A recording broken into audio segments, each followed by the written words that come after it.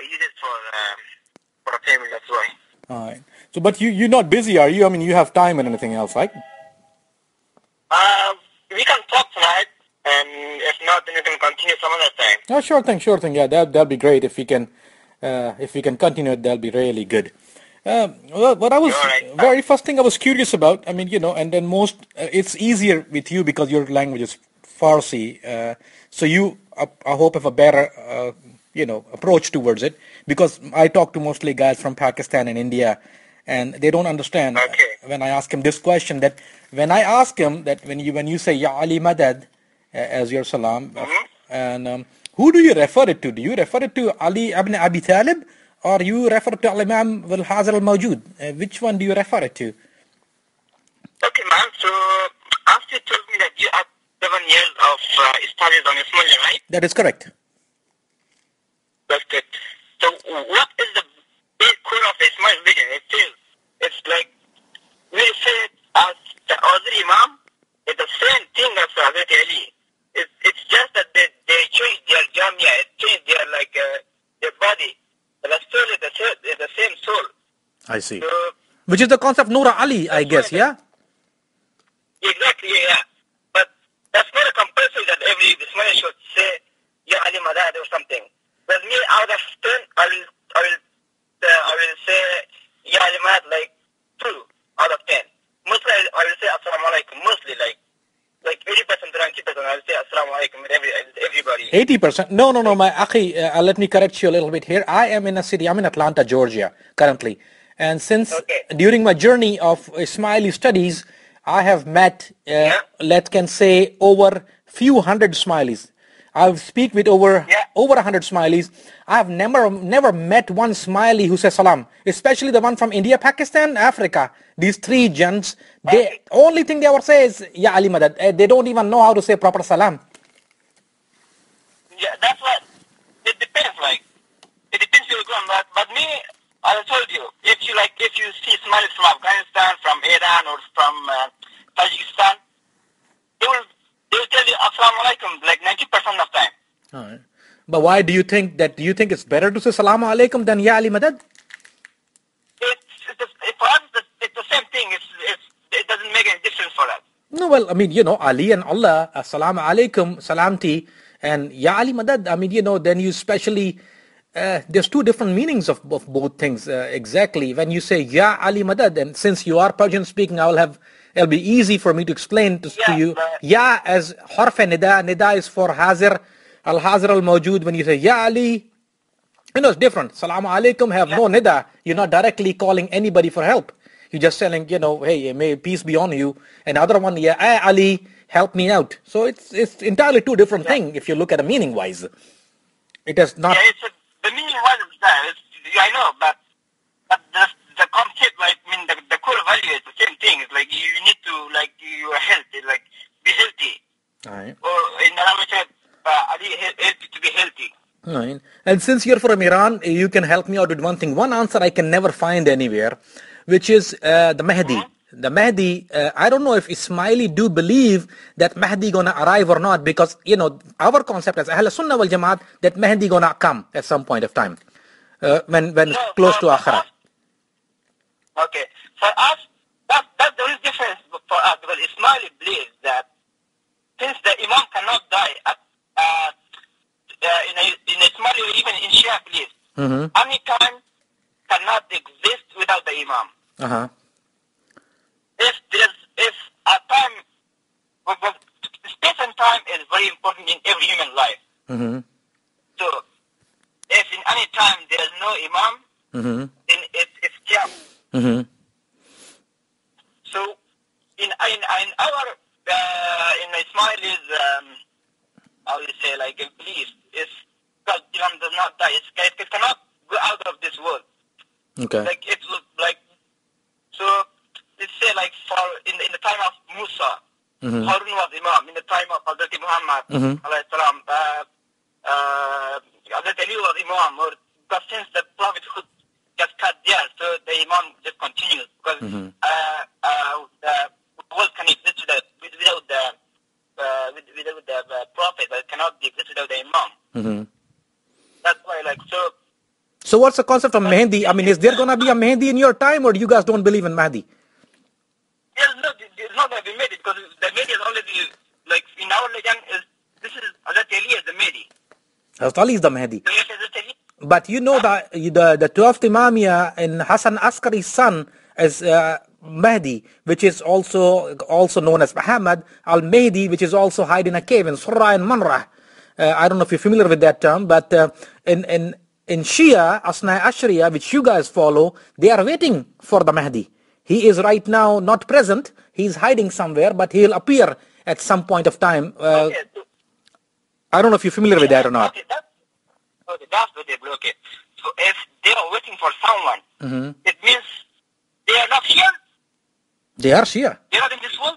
No. He's it. Okay, Shia says that Mahdi is already here in this world. He is in somewhere in Iraq, and he is in a cave called Surah. I also call it Marra. He's hiding right now. He's here, but he's not in present. Okay. That's what Shia thinks. So it means it comes to the same point that this time for them, there's nothing that's hidden for them. Yeah, he's hidden, but he's here. We have the same. Yeah, it's here. For me also, because we have to believe that a time cannot exist without the Imam. And our Imam is the present Imam, which is the Aga Khani. And we believe that if the Imam is always present, the only change is come is going to change the body. Right. It's going to transfer the soul to the throne person. Have you you have studied about the 7 years of Ismaili, right? Well, my total study. No. I have studied controversial issues in Islam. That's my complete studies. Okay, controversial issues in Islam. Have you ever heard of Mansur al-Hajj? Well, I definitely heard of Mansur al-Hajj. An al-Haq. Yeah, definitely. Yeah, exactly. I know Mansur So al-Hajj. can you explain what happened to them? What was the... Well, Mansur al-Hajj was hanged by neck because, Mansur al-Hajj hanged by neck. First thing, Mansur al-Hajj was not Ismaili. Mansur al-Hajj was Sufi. His belief. Exactly. We are in some. Now we can discuss Ismaili, Sufism, and all those things. But let me tell you this, that when most Ismaili say that we are close to Sufism, but there is a very clear fatwa of Sufis of Kufr of Ismailiyah. Very clear fatwa. I mean, they have issued a clear fatwa. As well as Asna Ashri, Ahl Sunnah wal Jamaat, Sufi Maslak, they all agree. When you say we are close to Sufi, you cannot tie yourself a knot with a Sufi when they have issued a fatwa of Kufr of Ismailiyah. Clear fatwa of Ismailiyah Kufr. I don't know if you're aware of it or not, but you can check it on my website. It's available there. Okay. So they are fatwa, right? Yes. Yes. Basically, I'm not telling you that we have the same value, system value, we have the same core value. Correct. We don't have the same value. Correct. But we, in some points, how to reach God, how to, what's the purpose of human being? Concept of batiniya. But are you aware of one thing? Are you aware of one thing that, when you say one God, actually it's countless gods. When you say one God, it not make no sense, because I don't know about you in particular from Persia, but it is a concept of all the Ismailiyah from India, Pakistan, Africa. No.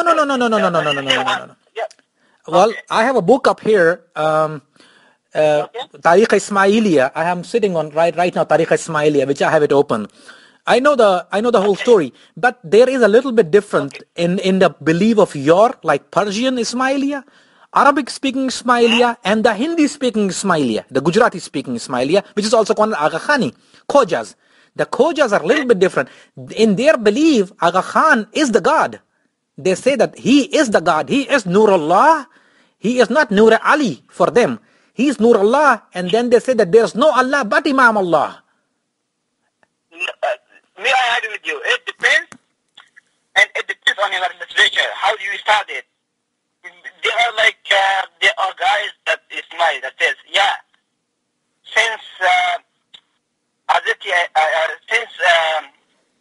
you say, like a time this is the Imam is God, And if Imam is God, then the Tali is God. So this is like controversial. Even between Ismail, this is like a little bit controversial. Like, but it's not like very clear whether you have to have a very cool volume system to understand it. But But isn't that easy that you can ask Imam, are you God or not? I mean, if it's not clear, just ask the Imam, because Imam al-Hazar al-Mawjud. So just ask him, hey Imam, are you God or not? I mean, he'll tell you if he is or not. It's very easy. But he claims... Yeah, I mean... to answer this question, my friend. No. You have to come sit with me and discuss from the core value. You cannot just tell like that. It doesn't make sense with you. Even I tell you. No. I mean, we can try. Inshallah, you know what I'll do? I will look. I mean, I'm coming to Canada. Hopefully this month. Hopefully, I'm coming to Canada this month, and we'll definitely sit down. It'll be great. I'll carry some books with me, and but just to get an idea, that's why we're not debating or anything. I'm not throwing rocks at you by your belief is wrong or you believe it. I'm not doing that. I respect the fact that you agree to talk to me. It's a very respectful thing for me, and I really appreciate your time. So I'm not going to disrespect you by any means by saying you are wrong. It's your belief, it's your faith. And I can tell you one thing, you are far more better person than the Ismailis I have talked to before. Because they usually abuse Sahaba, they abuse Prophet's wife. You can check on my page how badly they abuse Prophet's wife. They abuse Umar Raziyallahu Anha, Amir Mawiyah. They abuse literally, most of the Ismailis I talk to abuse Sahaba. So, I mean, you have a very decent approach towards it, and I'm impressed. And you changing my concept of Ismailiyah. Like as I told you, man, it's for us. I don't know how the Ismailis think. I don't know, but then for us, we see everybody as a human first. Then we're gonna say if he is religion. Then we're gonna see it. It's not for us. A humanity comes first. So it doesn't matter. Like I told you, we first is the humanity. Okay. If you see somebody has some problem, you're not going to say, oh, this is not Muslims, I'm not going to help it. It doesn't make sense. Because human body, as I told you, like before, like you, I saw video that you're going to... Yeah, and then I'm sure you guys, and I know most of the answers. I'm not going to try to connive you or anything. I know most of the answers about Batiniya, that Ruhaniya. I know what is it about. I know most of the things. The practices taking care in Jamaat Khana, because we have a group actually, and it's called Reality of Ismaili. You can check them on Facebook. I have a lot of ex-Ismaili friends who are revert to Islam, and so we speak with them. We exchange the notes and everything else. So I have a pretty good idea. I'm not, and you are kind of in an intellectual level as well. I've never expected an Ismaili this smart. I tell you, be honest. And you've heard my conversation. The people I've talked to, they're learned people. I mean, you heard my talk with Ismailiyas in YouTube. Those happen to be learned people. I don't see them as... I'm telling you, I'm not a full of knowledge Ismaili. I don't have a full knowledge. Okay. I have like a quarter of knowledge. I don't have a full knowledge Ismaili. No, but what I heard, I mean, it's very smart answers you're giving me so far. It is the best I have heard so far. And I have talked to 38 people on record, off record, maybe I don't know how many. But out of the 38 on record, you are so far I get the best answers from you. Because it makes more sense. They're not gibberish or anything like that. Like, remember, I tell you it's a small example. I talked to a guy, I say, why Imam wife left him. His name is Zishan. He's a student of, Ismailism. He said because Imam used to pray in a night and he used to do chilla. Are you familiar with the word chilla? He used to do some kind of, my Imam do chilla in a night. His wife got scared and ran away. Allahu Akbar Kabira. That makes no sense. He said that's why he got divorced twice. That wife don't want to see him praying. I said, his wife was Satan? He said, yes. He married Satan and they ran away. That's the kind of answers I get when I say, why Imam's wife left? Don't make no sense. Okay, so what was the question from this so I can answer that? My question was with him that, if Imam is Noor Allah and he is Imam al-Hazir, then why his wife, two of his wives divorced him and sue him, and when they know that he is Noor, and why would somebody want to go away from the Noor Allah? So to these questions, maybe you should. I will give you a better example. Please. Okay, let's give you an example from Quran for this one. Is it okay for you? By all means, please. If I give. Most definitely, yes. Okay. If you see like Galaxy Internet. Yes. I don't have internet. Mm-hmm. Okay, so if you see Quran Sharif, Surah Al-Baqarah. Surah Al-Baqarah, yeah? And verses 7. Mm-hmm. Right? Yeah. I'm just reading the translation in Please do. I don't have the. ما في مشكلة. No problem. Allah has set a seal upon their hearts and upon their hearing, Mm-hmm. and over their vision is the veil, and for them is a great punishment. Mm-hmm. So, like, if the imam's wife is like, let's say, he is like he cannot hear, he cannot see the road, and Mm-hmm. if he is like he just want the money. That's why if he wants money, he can give it. He wants to reverse it, and he want to divorce. Mm-hmm. Then what can you say about this? You mean that this verse is wrong or what? Because you can have this kind of people in this world, right? Yeah, they are. Most definitely they are. And they are. And I wouldn't ask this question if we're talking about you and me, there will be not an issue. If it's my wife leave me, or your wife leave you, or anybody else's wife leave you, normal guys, no problem at all. But when you're talking about Imam, the Almighty, the Nurullah, it sounds a little bit to us, a little bit weird, because he is the Almighty powerful. Exactly, he is Almighty powerful. So let's say God is also Almighty, Mm-hmm. and God created the human being from the same soul. Mm-hmm. So why there would be discrimination that one is born in a Muslim family, one is born in a Christian family? Mm-hmm. Well, I know that there is. He said that the Imam gave an answer to this very clearly. Please, go ahead. I'm sorry.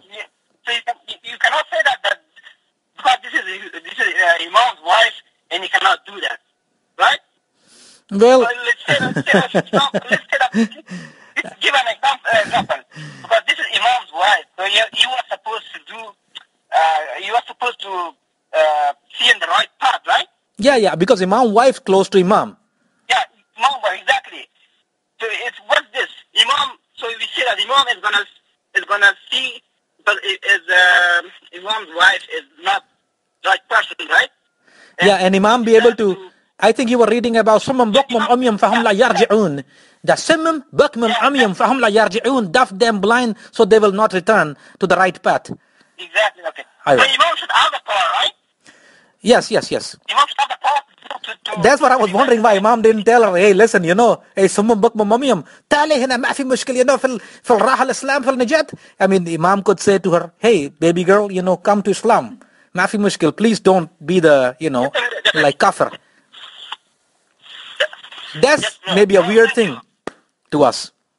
Oh, thank you. Can you hold please? I'm just talking to someone. Sure thing, no problem.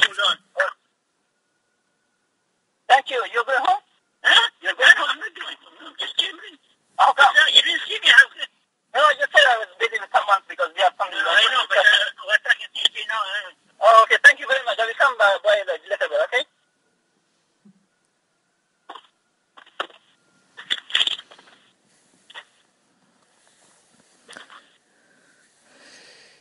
Sorry, Mom, I was just driving, so just no problem at all.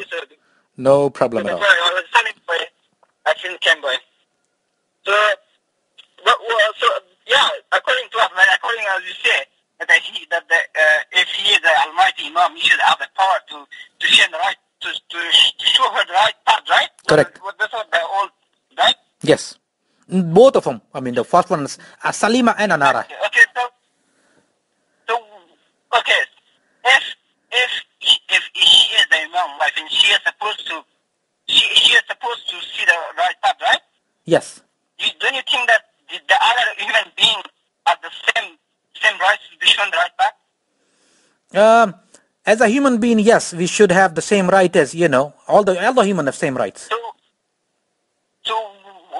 why? Because he is supposed to be shown the right path because he's Imam's wife, or because So what's the main point here? Because here the moment Yeah. The main point. Let me maybe narrow it down to you.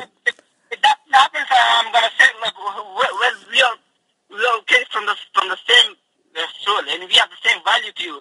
So why you are supposed to do that? Because if your wife, it's uncommon, it's unjust. It's injustice. You know, I deserve to be shown the right path. Well, right path. They give maybe another aspect of it, maybe another way of looking at it. Maybe I have give you another idea. There's another angle of looking at it. And you're a smart guy. The another angle of looking at it, that Imam have the knowledge of unseen. Ilm al-ghaib. Alim al-shahada wa ilm al-ghaib. Imam, according to Ismailiya, his alim al-ghaib al-shahada, al-mawjud, al-hazir wal-nazir. I mean, he's mawjud. So, he's supposed to know what is coming to him. If I pick up a person and I know this is gonna be conniving, he's gonna, deceive me, he's gonna lie to me, he's gonna steal from me, cheat from me, I'll stay away from him as a normal person. But exactly. Okay. please. So, that is a very good question. So, in order to do that, so Allah also knows everything, right? Mm-hmm. Then why we are supposed to? Then why it is not in one prophet and guide us all together? What's this mess about? Why you wanted to do this mess with us? No. Allah gave us very good answer. I'll give you the answer for that if you want. When Allah, as a human, He gave us free will. What Allah did, Allah gave makhluk as an insan a free will, which is what it is. He gave us the knowledge of right and wrong, and He gave us the path to choose that path. If I want to choose right, I can choose right. If I want to choose wrong, Allah never want me to commit sin. He don't want me to. It's not His thing. But He gave me a free will. Exactly. It is my heart who chooses the right thing. I agree with you. So now here comes with the answer. Mm-hmm. So now we say that he is Imam's wife, and he is not supposed to have a free will. Imam wife not supposed to go away because he's the almighty guy, he's Noor Allah, he's all beautiful, he's greatest, he gave everything everybody. She not supposed to leave him and he not supposed to let her go. I mean, it's both ways. If I'm a good person, for example. And now it comes to discrimination, man. If you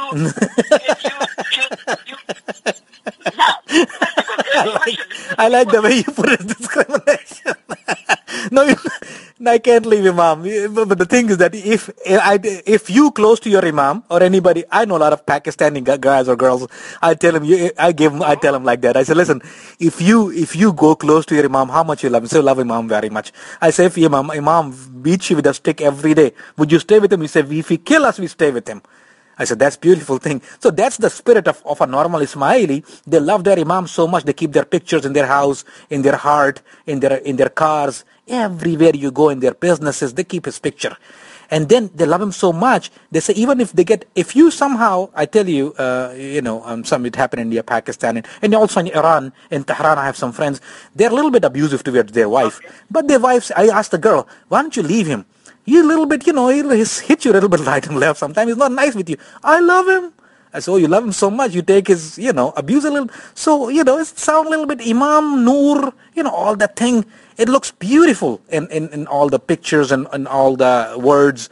But when a woman leaves the greatest person who have a lot of followers and he's supposed to do a lot of humanity work, it sounds a little bit, look at me where I'm looking. Come in my shoes. Now it comes the question, right now. So now it comes now. It comes the question, so now it can be a test, right? It can be a test.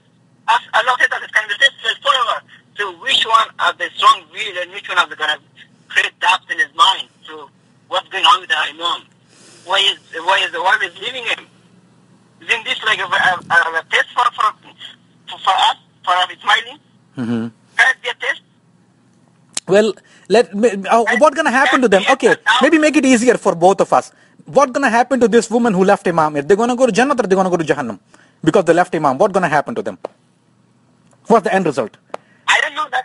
You don't know? Me, I don't know. I don't know. What about me? I mean, as if I don't follow the Imam, what if I don't follow your Imam? Yeah, I don't know. Me, I can't tell you. I know that. I don't have ilm that. Let me tell you something, man. No. I mean, for example, man, somebody like you, like it's not only Muslim that can go to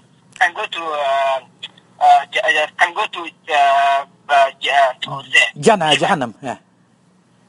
But No, it's human, like beach. no. Here's the thing, though. Yeah, but listen. It's not only Muslim. It's not only Muslim, right? Yeah. But listen, if I'm a Muslim, I do everything right. I pray, I eat good, I do sadaqah, I do khairat, I do zakat. Am I gonna go to Jannat or not by not following your Imam?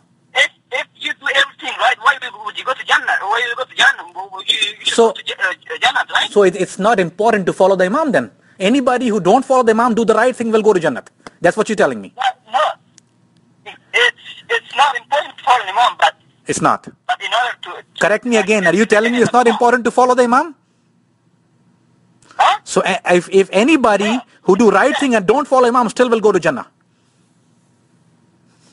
When you go to Jannah, exactly Yeah. like the moment like let me tell you, a group of I'm giving an hadith from Hazrat Muhammad sallallahu alaihi wasallam. Aywa. It says that Jews divided into two sections. Uh-huh. Two sections. Uh-huh. One section goes to the Jahannam and one section goes to the Jannah. Uh-huh.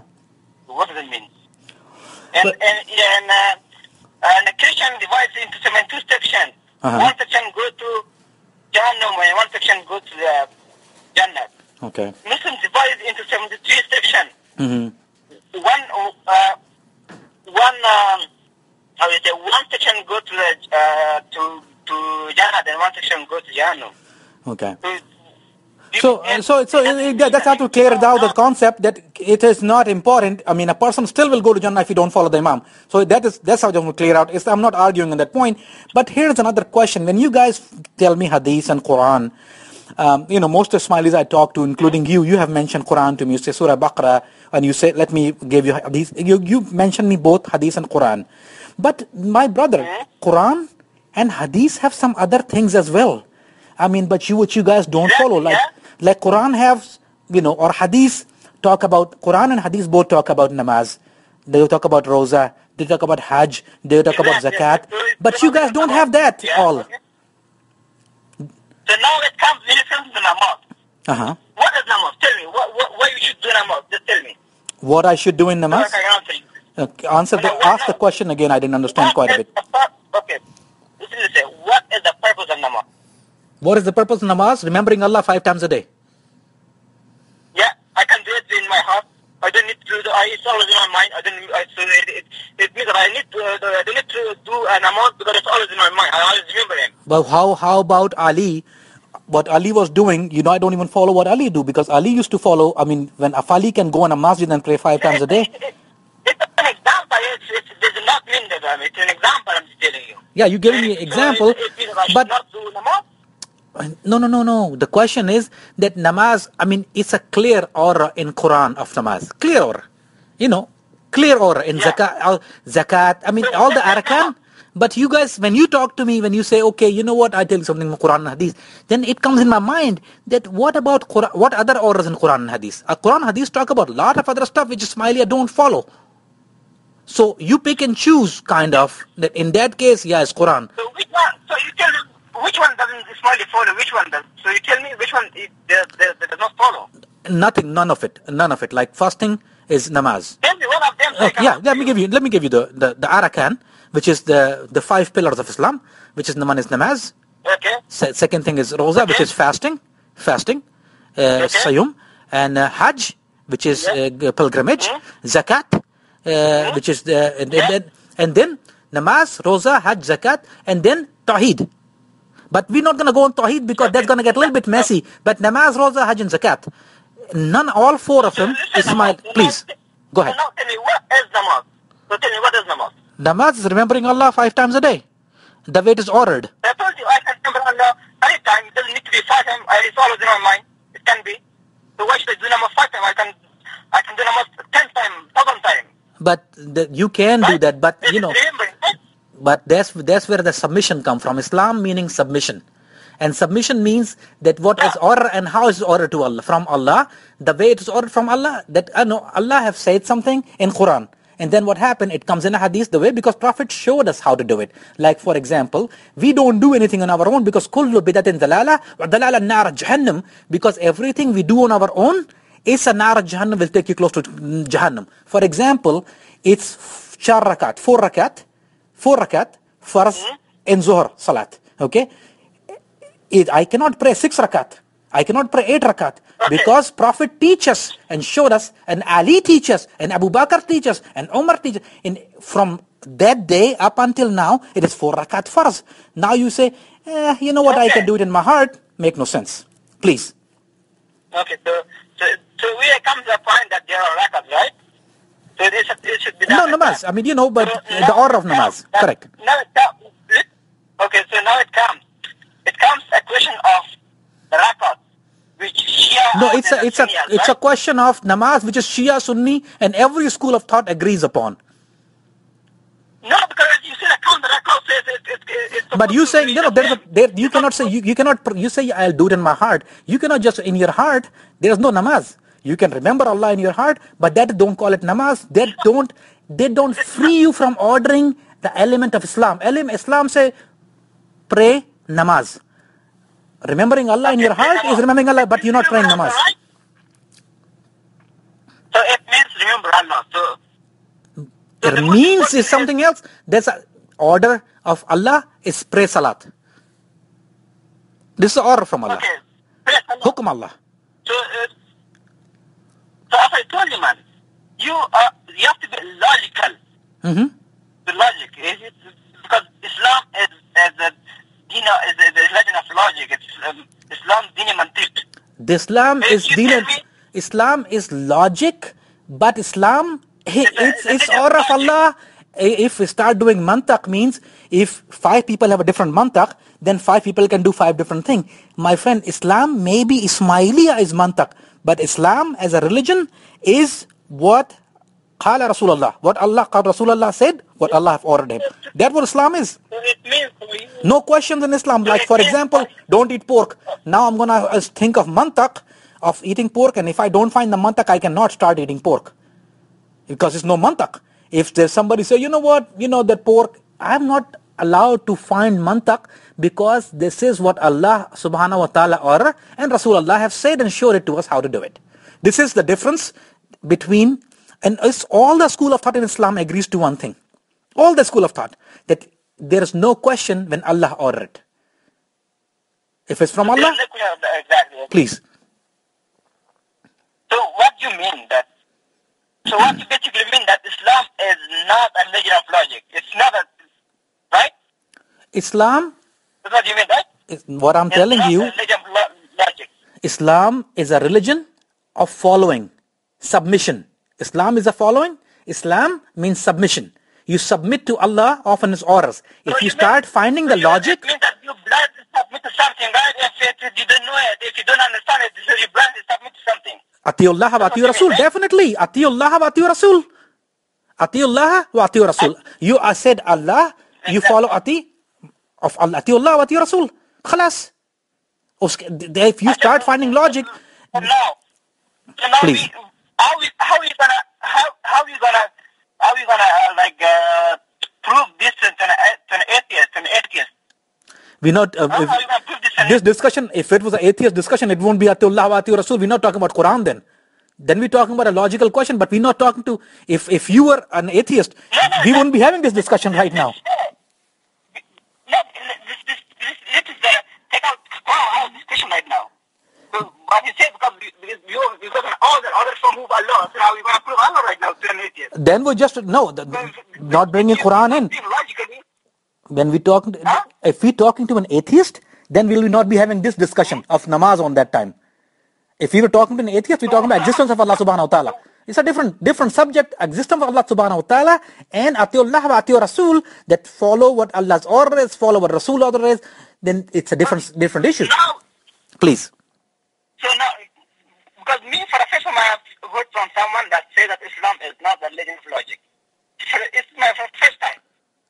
Islam. So if you tell me that Islam is not the religion of Well, logic, then, that's what happened when you. for me, how you gonna accept that? Maybe give you an example. Let me try to give you an example. Like you said, if you find out a logic, Muslman, and as well as Ismaili, you have a Jama'ah. You call themselves Ismaili Jamaat. You go to a place called Jamaat Khana. Jama, you have a tasawwur and a concept of Jamaat. If you finding logic, then you don't need to go to Jamaat Khana. Just sit in your home and then pray to Imam, whatever you want to do. Why do you go to Jamaat Khana? Because it's order from your Imam, right? Your order, Imam order you to pray this. Why do you pay 12.5%? Imam didn't order you to pay the 12.5% of your income? No, this is given logic. There's no logic, my friend. That's the order from your Imam. Everything you do. But you were asking a question. Why Imam give this order? Why? Why you should do? But what you do, are you doing as a logic or as the order of Imam? If you're talking about logic, then I can give you 10 different. I'm doing everything with the logic, my friend. If something is nonsense for me, I'm not going to accept that. That's straightforward. Okay, but the question is that what your actions are. For example, do you pay 12.5% of your income to Imam? You do or not? 12.5%. How much? 12.5%. It's not 12.5. It's a 10%. Okay, for Indian Pakistani, these people in Jamaat Khana here, they pay 12.5. Okay. No. Here in Jamaat Khana, they take 12.5%. I can put Ismaili on a phone right now. They'll tell you the same thing. They pay 12.5% here. I don't know about that. Maybe you guys pay 10%. Okay, let's say you pay 10%. Let's say you pay 10%. Okay, whatever you pay. Where did you know how to pay 10%? Who told you? Because it's like the Imam told. It's basically Imam. It's like let's say. Jamal, you go, let's give it 10%. It's the same as zakat. No, it's not same as zakat because zakat order is 2.5%. Zakat you don't have to give to Jamaat or 2.5%. Yeah, you don't have to give to Jamaat. Now we're talking about specific order. Why 10%? Because your Imam told you to pay 10%. That's order. No logic in it. No, I didn't tell you that, Imam. No logic. Is it a logic? No, I didn't tell you 10%. I'm telling you, it's according to your ability, how much you can give. No, you're telling the truth. You're not telling the truth here. It's not in your religion. It's 12.5%. If you want, I can put an Ismaili on a phone right now with you, and as president of Jamaat here, they'll tell you, and I have a book here exactly saying. You want me to put? I can put a Ismaili with you on the phone. How you get this? Okay, me, I don't know how you get this distracting from where. I don't know. No, not distracting. But I don't want nobody to get distracted. But there is a set person. Imam never said. Imam never said pay from your ability. Imam said pay a certain price. Imam said. And if it's about a logic, maybe give you another example. Let's skip that subject. Let's skip out the sound. Let's don't talk about the money. Let's talk about let's skip that subject at all, and let's talk about Imam is Imam al-Zama. Like he's a present Imam. Then the existing of Imam is because you should take orders from him. He's there to guide you, right? Yeah, exactly. Yeah. He's there to guide you. If he's there to guide you, you have to follow his commandments and orders. Okay, yeah. Yes? Yeah, I agree with that. Yes? Agree with that? So there is no logic. Yeah, I agree. Even if it don't make no sense to you. Even if it don't make sense to you. No, because there is no logic, right? There is no logic. Like how you say that there's no logic? Because if you have to know yourself, now you have to go back. Why did the Imam? Why should they follow this? Why it go back from the beginning to choose the Imam, to choose if he is right Imam or wrong? So throw your that question out of it. Like logic, it don't. Where's the logic? And you go to the. It goes back to logic questions. How you gonna choose Imam? Who is he? No. How you sure if he is Imam or not? If your Imam today, if your Imam will tell you to jump from a window, will you jump from the window? It depends, my friend. Depends on what. So you gonna think about it, or you gonna Fidain? You know Hashishan or Fidain. You know what Fidai is, right? Yeah. Araf? You know Fidai. You're a Persian guy. That's why I'm having fun with you, because you know the meanings of most of the things most people don't. Fidai means the Janissar, the one who present. Yeah, I know that, yeah. So Fidai don't ask questions. Fidai just do it. Hassan bin Sabah. Listen, man, if Imam comes and says to me that Because me, I can't actually say somebody else because I'm not sure if Imam tell me that, yeah, personally that You're not I fidai? will say there's no problem with that. But you're not fidain. You're Now not. it comes to that. Are you fidai or no? Now it comes. Yeah, let's say I'm Fidai, okay. Aye. Yeah, of course it's my Fidai. Yeah. So now it comes to the question of Imam, Uh-huh. right? Now let's say for you something, let's take a question. If God tells you, Uh-huh. give me your eyes, are you going to give your eyes to God? If God tell me to do something, I'll do it without asking question. Rasulullah even tell me, if it's an order from my Rasul, I say, so why? khalas, So why finish. you ask? So why No you ask the logic. question from me if your mom is Because I was trying to tell you, like, my friend, that there is no logic in anything. This is not, Islam is not about logic. If there's a logic, I'll think about it. In logic means if Allah command me, like for example, Ismail, remember the story of Ismail, of Qurbani? When he said that, Hazrat Ismail alayhi salam, where is the logic in it? There was a knife on a kid's neck and say, Allahu Akbar, halal. So, maafi logic. It's a personal will. It's a personal will. It's not a logic. It's no logic. Because order from Allah, when Allah commands it, Muslim do it. When your Imam commands it, you guys do it. So we leave the logic out of it now. There is no logic anymore because your Imam order it, you have to do it no matter. You cannot say if my Imam come out tomorrow and ask you to do something, you will deny it. Because then you deny it, you're denying the Imam al-Zama, the Hazir al-Mawjood, and then you are not in Jama anymore. They'll kick you out. And you know that very well. There is no lie in it. Anybody who don't follow Imam's order will kick out of Jama'ah. Okay, yeah. So what's the point here? The point is that there's no logic. When you are trying to tell me that there's logic, zero logic. There is no logic. No logic. There is no logic to follow an order, but like what you say. So this is all the namaz, roza, hajj, zakah. It's the order of Allah. It is Allah's command. That's what I'm trying to tell you. That everything came in Allah's command, and then it was not only command that a book was revealed to us on a roof of Kaaba, but He sent a messenger, and the messenger showed us the book came in, and he said, okay, what are the orders are in a Quran, and the book was. The messenger showed us how to do it. Like he says, zakat. Now it comes to the question of interpreting the Quran, right? No. It's only one interpretation of Quran. There is no 20. There is no dispute. There is no dispute in Quran. There is no dispute in Quran. There is no dispute in Hajj, Zakat, Roza, Namaz. There is no dispute. Only you guys are separate. Everybody else doing the 4 rakat. Correct? Look, my friend, I don't know. Because me, I'm saying for the first time because there is no dispute. If there is no dispute, then the Muslims shouldn't have divided into two sections. Right? Everybody, you know that every Muslim prays salat, right? Every Muslim ordered to pray salat. Like Shia, all school are taught in Shia, all school are taught in Sunni, even Salafi, Wahhabi, whatever you call them. They all have salat, right? They prayed. There's no dispute. We don't disagree on namaz. We don't disagree on roza. We don't disagree on zakat. You guys are the one who disagree. Everybody else agree on that. No, we don't disagree. We have the namaz, but it's in different form. If you see the many different form. Like, let me tell you why I'm saying what I'm saying. Everybody agree on 5 salat, 5 namaz. No disagreement in any Muslim school of thought. There is 5 time namaz. No disagreement in any soul. Okay. No disagreement in any school of thought that there is wuzu. You gotta clean yourself, purify yourself, because it's the order of Quran. It says purify yourself, and the direction. This is the arkan salam namaz. You have to purify yourself. Then you direction towards your Kaaba. You face Kaaba, and then there is ruku and there is sujood. Not like Allahumma laka atati wa sujudi for Ismailiya, that oh Imam, I do sajda to you. Not like that. Sajda to Allah subhanahu wa ta'ala towards Kaaba.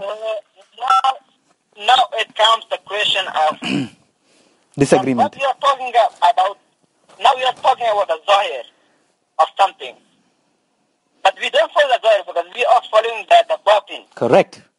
Agree. No namaz. Order of Allah subhanahu wa ta'ala out of the window. Order of Allah subhanahu wa ta'ala out of the window. Zahir, Listen, now, you know where this question started from? When I was asking you that you present Quran and Hadith on you. We're not going to go far and circle around it. That the question started from the order of Allah subhanahu wa ta'ala from Quran and Hadith, because you give me Surah Baqarah. I didn't go to Quran. You asked me to open up the Quran. You said open up Surah Baqarah, and then someone فَهُمْ لَا يَرْجِعُونَ. So I ask you that, okay, you gave me example of Quran, you gave me example of Hadith. So is it why there is certain things you do from Quran and Hadith, certain things you don't? Because Quran is not for pick and choose. Because let me tell you one thing, my friend. But what you are telling to me, like, let's say, like there are certain things, because according to us, according to Ismaili, you cannot just read the Quran and interpret according to you. It needs someone to translate you, to interpret you according to the time. Correct. Now we're talking about the Imam, the time of Imam will interpret it for you, right? Yeah, exactly. So if the Quran is in Arabic now, and then you are Persian. So if I give you Quran in Farsi, if I give you Persian Quran, and you read it, you get the knowledge out of it, and you read it, and your Imam says otherwise, for example, and just don't get emotional on that, it's a very touchy question, I know. If I show you a translation word to word of Arabic, and you can read Arabic, I'm sure, because you speak Farsi, it's easier for you. And then there is a very small ayat, if I show you in Quran, that it says, please, Mr. Such and such, I'm giving you example, I'm not giving you word to word quote, I don't want to get confusion here, that I show you a clear order of Quran saying that to pray. And your Imam says, pray it this way. Imam showing you, which is directly against the Quran, of the present Quran, which is in front of your eyes, I can show it to you. But you said, what I understand that Ismaili said that Imam interpret Quran for us, whether it says differently, it doesn't matter. But we have to follow Imam, not the present Quran. Correct me if I'm wrong. Okay, yeah, correct, yeah. Correct, right? So if Quran says, if like Quran says zakat, and how you pay it, let me tell you why we say what we said, why I want to discuss Ismailia more, because it is a very weird situation for us. In my religion, in Islam, the one I follow, Ahl Sunnah wal Jamaat, even in Shia, there is very little difference, not much difference in it. The major difference, the major things we all agree on the 5 pillars of Islam. Everybody agree on. Only people who don't agree with 5 pillars of Islam, and they call themselves Muslim, is Ismailiya. They say, you know what, doesn't matter what Quran says, doesn't matter what Hadith say, but they do quote Hadith in the middle of their conversation, say, you know what, there's a Bukhari Hadith number, that's Sahaba or Sahih Muslim. I say, what about the other Hadith? Can't follow. Why? Don't know. What about the other order from Quran? Can't follow. Sound a little bit weird. Let me tell you something. Please. We will tell you that we do not accept. We accept that those things that we are acting that we are accepting that it's important. We do not mean that they are not accepting it. But for example, jihad. What jihad? You are against. You are like different jihad. But what is the biggest jihad against yourself, against your? Hold on. Look, now we're talking about jihad. Is from jihad, and as you speak Farsi, jihad. You know the meaning of jihad. Jihad is from the jihad. Yeah. There is a mana lughwi. There is a istilahi and lughwi. There's 2 meanings always of one word. When we say hajj have a lughwi mana and istilahi mana. This is the actual point now. Like for example, jihad is from jihad. Jihad is to try. So now when we say istilahi and lafzi, we're not talking about, when in Islam, when we use a word as jihad, we don't take the vocabulary meaning. We take the istilahi mana, which is jihad fil qital. Like there is word you can use. Okay, yeah, this word you use for in Arabic, and as well as you know that Arabic word don't have one meaning. Most Arabic words have many meanings of many things. Now, when we talk about jihad, you say you guys do jihad fin nafs. You're going to come to me on that and say, and most Sufis say the same thing, jihad fin nafs.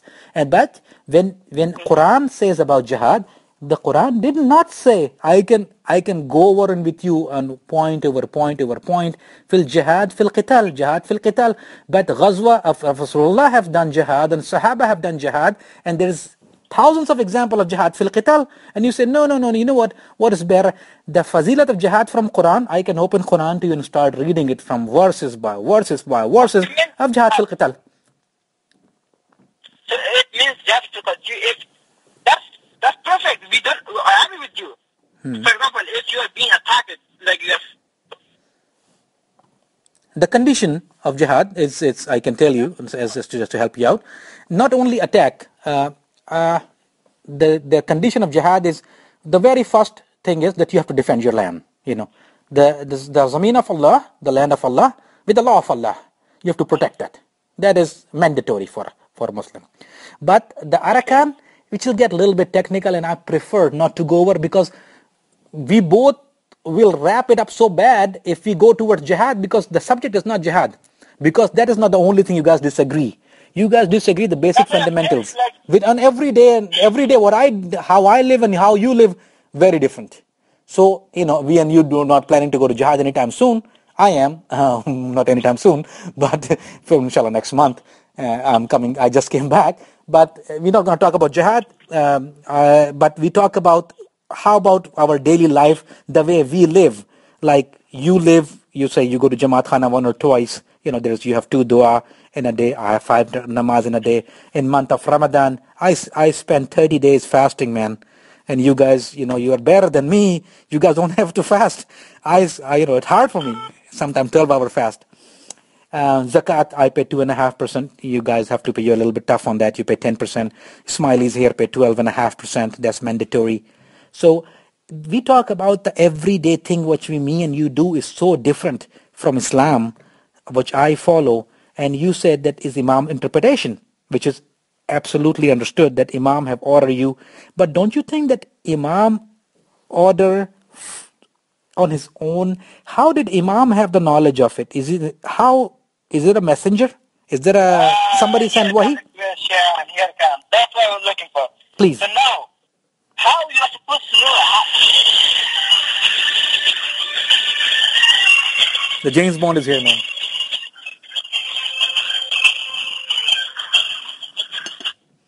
Sorry, man, I'm just getting 2 messages right now. I don't have to follow James Bond now, do I?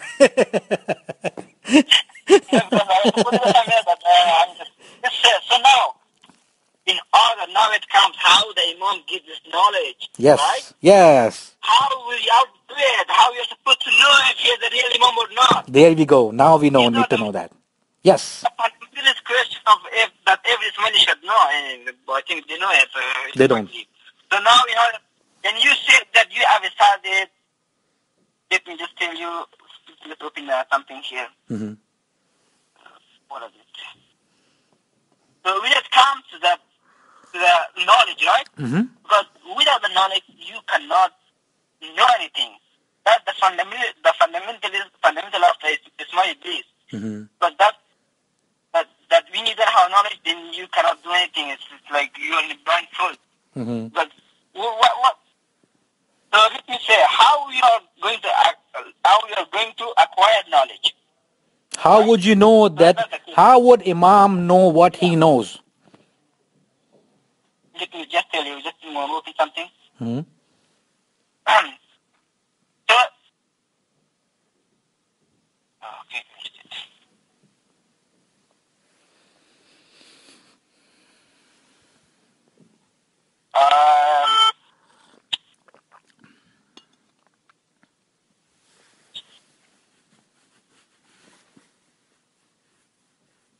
So,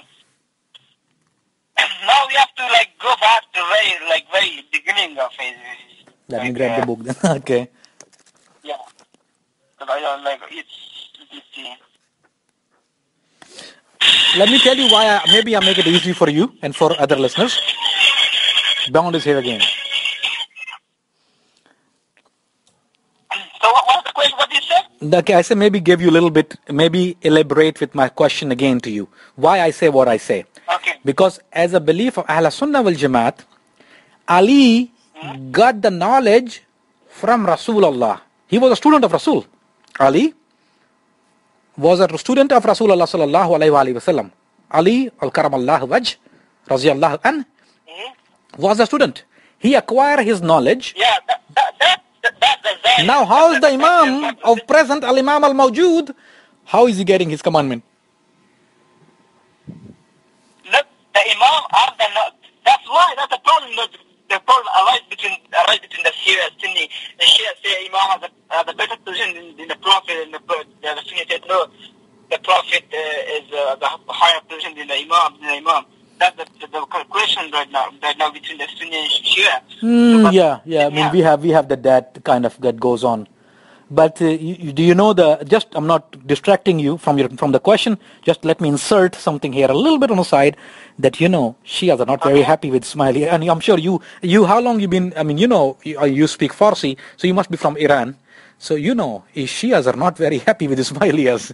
They don't, because they say they destroy the imamat, the concept of imamat. So, Qum, I mean, I have a lot of Shia people I know, and I go after what Shia think. I was researching that, and Shias are mad at you more than we are. Shias are mad at you more than we are. Oh. Yeah, for Ismaili, it doesn't matter what the other people think in it. For Ismaili, it's very good if somebody integrates in a question and asks them. Because it's easy for one to improve himself by knowledge, but it's important if the enemy in witnesses in you, where people can be attack you from which point. And that's why Ismaili is always so what's gonna the questions? How is gonna answer it? How does Imam acquire his knowledge?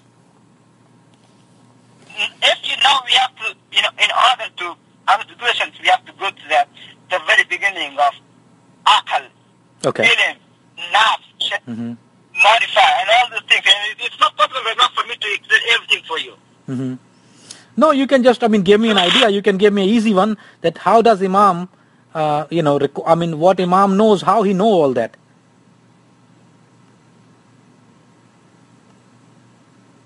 Like I told you, man, I cannot give you a question just like that. Okay. You can't. I have to, you have... Okay. No, it's no problem. It's no harm feeling. No big deal.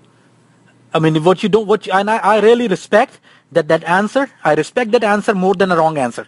I respect that answer what you just gave me, because this is a very educated answer. If you ask me a question and I don't know, I'll tell you, my brother, I cannot give you that answer because I don't have. And it's no shame. Everybody don't know everything. Not supposed to. We are human beings. We're not supposed to know everything. Absolutely okay. To give you a very short answer. Please do. A very short answer. Please. If the Somali thinks that the Imam is God, then how God can acquire his knowledge? That's what I was trying to get you. That's what I'm trying to get out. Most Ismailis think that he don't need because he is the Almighty. Yeah. And that's what takes him out of the pale of Islam. That's what takes him out of the pale of Islam when they say he's Almighty, he's Noor Allah, he have all the knowledge, he's not like a Quran, he's a walking, talking Quran. Khalas, then they're out of pale Islam. Exactly. Now it needs to be proved, right? It needs to be proved. And I can't prove it right now here. If you come here with me, sit with me, I can talk with you, I can bring books with you. Sure. It's not possible to me to prove with you on the internet with online chatting. No problem at all. Yeah. That's why I didn't want to type and all that chit chat. I prefer to talk and get a feel of a person where they're coming from on it. So I understand. It's a very logical thing. If you're saying that, makes sense. Because I tell you, because we cannot believe something blindfoldedly. No, I agree with you. Akhi, agree with you. Cannot be more agree than anything else. Agree with you and respect what you say. Now prove this point. So as you told me that you're going to come to Canada next time, right? You told me. Yeah, but the thing is that that's what the problem is when we debate with Ismaili, and you can help me out in that. I cannot, when we talk with Shia, for example, if I'm debating with a Shia or a Nusayri, you know Nusayri, yeah? You know Nusayri, yeah? When I talk to Nusayri or talk to Shia, it's very easy because I can open the Quran and Hadith. open Bukhari, open Quran, Mafi Mushkil, no problem, chit chat. Course number this. With Ismaili, I have a tough time because open Quran, they say, oh, we don't agree with this ayat. Why? Imam told us not to. They say, tell me a book you guys follow. Don't have. Why? Because we don't have it. I like, don't agree with you. Don't agree, but they don't. That is the toughest time I have. So what book should I bring to talk to an Ismaili? Right now, I don't know. Because there is no book of Sharia, like fiqh. When you talk about fiqh, let me add something onto it, then you can answer me. Let me add something, then you can answer me. Like, for example, you know about fiqh Hanfi. Like, I'm a Hanfi, I follow fiqh Hanfi. There's Shia, follow fiqh Jafriya. So it's fiqh Jafriya. I say, what fiqh do you have? Don't have. Yeah, I know that. So when I say, what fiqh is yours? There is no fiqh. You kidding me? No fiqh. Nada. There's no, like, this is like questions like, as I told you, what do you mean there's no fit? What is fit? What is fiqh? Very good question. What is in your description. Yeah, most definitely. Okay. When we talk about fiqh, this fiqh, what's from fiqh, fiqh come from, then there is a ruling of Islam. Like, for example, the technical issues in Islam. The technical issues, I'm trying to make it easy, in the easy way, in English word, choosing a very easy way of explaining it to you. Like technical issues. Technical issues, like during Salat, where do you put your hand? How do you go to get that? Where do you put your hand? When you open up your fast, at what time exactly you open up your fast? What time exactly you open up your fast? Okay? How, the Sharia tell you one thing, and then fiqh purifies and describes it. Did you follow me? Like, for example, if you have a janazah, and God forbid we all have that, people die, what to do in the janazah is one way. Quran teaches you A, B, C, D, you take the mayyat, you give him ghusl, blah, blah, blah, blah, blah. How do you, and then Islam teaches you how to walk when you go to the barrier. Who would tell you? There's no farman on it. So you pick up some things from fiqh Jafriya, pick up from some Hanafiya, and some from Roman Catholic. Like chanta, don't exist anywhere in fiqh Jafri or fiqh Hanafi. No chanta. But chanta comes in Roman Catholic. So when I look at the books of Ismailiya and their practices, it came from pick and choose. One from one, one from one, one from one. There is no one book of Hidayah anywhere that you can refer it to me, say, my brother, go to such book, read that's a Hidayah for Ismailiya, you read that, you learn what we do. That's why we're having this discussion. Okay, I'll give you one of the book. Please. One of the good Ismaili book, just to give you. There is a book called Knowledge and Liberation. Knowledge and Liberation. Knowledge and Liberation is by Akim Nasir. And there's another book, Jawmat al-Hikmatain. Is it Nasir Khusro's book? Yeah. Nasir Khusro's, right? Yeah. But Nasir Khusro have not quote even one farman in it. Nasir Khusro never. Nasir Khusro have never quote one farman in it. Not a single farman. No, he has not. Why you could the farman? Farman is the order from Imam. If the system believes it's gonna talk about. It's not gonna talk about the point. It's gonna talk about the belief system. It's not gonna talk about what to do, what not to do. But that's what I'm talking about. What to do, where I get what to do, what not to do. The fiqh. Where did I get the orders? Which book do I go to? The fiqh is for Ismaili is not important. Ismaili tariqah. Sorry. Let me make it easy for you. Ismaili tariqah. Yeah. Ismaili tariqah? Yeah, Ismaili tariqah, that way of life. Where do I go to get the Ismaili way of life? Which book, if I to teach my kid, for example, I'm in somewhere where there's no Jamaat Khana. I am in a desert. If there's no Jamaat Khana, there's no Jama'ah, it's only me and my kid. Okay. I want to give my kid how to be an Ismaili one book. Say, you know what, that's how you live your life. Which book should I give him? Where he can live his life as a Ismaili and he know all the practices. Okay, do that, like which book should you give my youth? You tell me. I told you, my youth, this is not. It's not. Believe in Ismaili. You cannot. You have to give like different books. It comes. You have to choose it. It's not necessary for you to choose. But listen to me. It won't be easier if will be beautiful if your answer is give him a Quran and Hadith and say Allah. Bismillah ar-Rahman ar-Rahim. It'll be easier, no? That's if somebody asks me the same question, if somebody asks me the same question, what? That's what I tell him. I won't tell him give him so many books and think about which Imam says and what time which Farman, because Farman change Imam. Imam change the Farman time to time. It'll be easier if this is the same question you ask me, I say, you know what? Very easy. Give him a Quran and give him a Hadith. Khalas.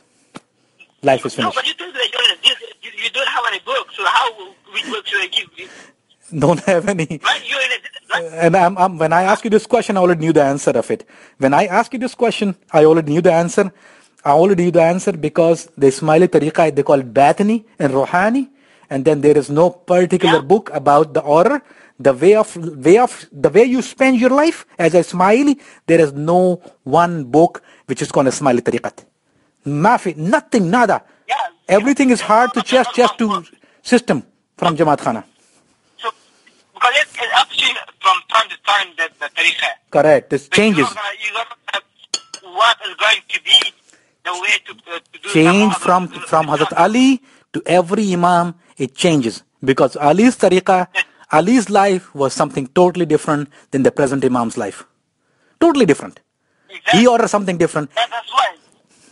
And it changes. So there must be. Don't you think that there's something have to be wrong in what Ali was doing if the present Imam changes it? Okay, let's say that something is wrong. Shit. You mean the life of Hazrat Adam was the same thing as Hazrat Muhammad? Come again, what's your question? The life of Hazrat Adam, the first prophet, was the same thing as Hazrat Muhammad? From the day first up to now, Islam is Deen Fitrat. Every kid as a Muslim, it's my belief that every child born on the face of earth is Muslim because Islam is Deen Fitrat. The practices from the day first, from the day now. But Nabuwat, after that, you cannot argue because, let me complete this, because then there is a thing called Khatm Nabuwat. Nabuwat is Khatam, it's finished. After that, there is no Nabi. There is no Nabi. This is the last prophet. Everything is finished. He said, this is the last Ummah, last Nabi, last everything. Nothing going to happen after that. Nabuwat, Silsala Risalat is finished. There is no Nabi after the last Nabi, Hazrat Muhammad Mustafa sallallahu alaihi wasallam. There is no Wahi. The Wahi is finished. There is no Wahi. The Jibrail's duty is over after that. He's not coming to the land. There's no Nabi, there's no Wahi, but doesn't mean that there is no Imam. According to us or according to you?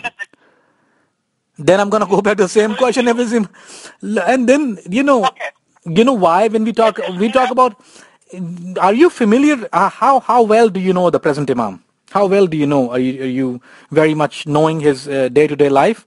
Are you familiar with his things? Because we follow it very closely. So I don't want to shoot a question without knowing that if you have the knowledge of his actions.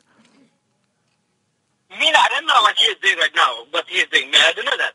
Yeah, because if there is a personality flaw, how we judge as an outsider, as me, as an outsider, we judge a person due to his actions. I can, like you look at me, if I come inshallah one day in Montreal, meet you, and we spend few days together, you go out with me to eat, you will have some idea what kind of person I am by looking the way I eat, the way I sit, the way I stand, the way I talk. People get an idea about a personality. It's very easy for as a human to another human.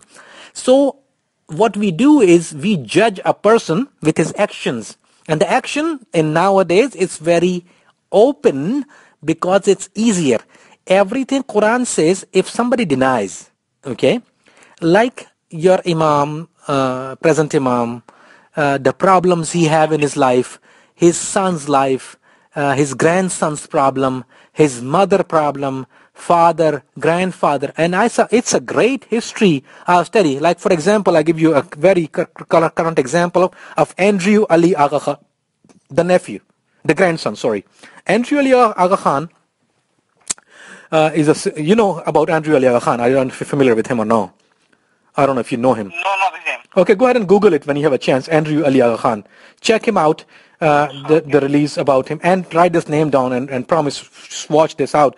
And just to give you an idea who Andrew Ali Khan is a grandson of Shah Karim, the present Imam, and he committed suicide a few years back. A couple of years ago, he committed suicide, and then he. Who is the grandson of Prince Aga Khan, your current Imam, yes.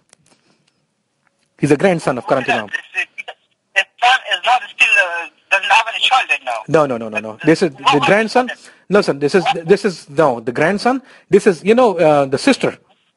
You know the sister of Imam? Oh, okay, from the sister. Okay. Yeah, sister's son. Sister's son is Andrew Ali Aga Khan. Okay. And read about it. It's very famous, very famous article. I mean, you'll find it even in New York Times, because you're in Canada. You can read New York Times archives, or the Sunday Times archive, Herald archives. You can go to. I'll send you a link of all of it. He committed suicide. Okay, Well, let me tell you why. What I'm saying, trying to tell you, family. There's the first thing we look at persons when in Iran, same way in Pakistan, India. We look at the person's family, where he from, what he do. He was homosexual. Known. I'm not saying that just as a hate out there. I mean, you can see his porn movies he made out there. It's all over, every place. Okay. He was a homosexual, A. B, he was a drug addict. Okay. He had a drug problem. He was in rehab for a very long time. C, he committed suicide. Okay. He killed himself after depression in New York. And his funeral was in a Christian church. He had a funeral, Christian burial. He didn't even go to Ismaili Tariqa. He was, and alcohol is very common in every, like all Imam's family. Alcohol is a very common thing there. Very, very common thing. Prince Ali. Do you have any proof for that? Yes, I do. Very much so. I can send you a link. You can go to my page. I can even the picture speak 1,000 words. Not my picture. You can go to the French Gala. You can go to French Gala. I'll send you a link of it. Just write it down. So It's the same thing happens again. Like a journalist asks if this is why you are the leader of this Ismaili sect, and you are drinking wine, and he give it to me. It was not wine. It was like gulab, Arash gulab. Arka Gulab, no, it's not wine. We're talking about hardcore Scotch. We're talking about, I give you even name of it. We're not talking about just a wine, or even wine is wrong, or anything is wrong. Beer is wrong, wine is wrong, Scotch is wrong, haram is haram. You know the drill. You're from Iran. You're not from India or Persia or Africa like most Ismailis are. You're from Iran. The order for alcohol. What you see is not necessarily. I'm not telling you. I'm telling you the order. Look, I'm not only telling you what a picture of a bottle. I'm giving you the menu of a French gala. I am giving you the menu of Princess Zohra's wedding. I'm sending you official menu of Prince Ali Aga Khan, which is the father, of your present Imam, his wedding, and which was 1,600 bottles order altogether. 1,100 bottles of champagne, and rest of 600 bottles of a different kind of Scotch bar. Okay, and the swimming pool.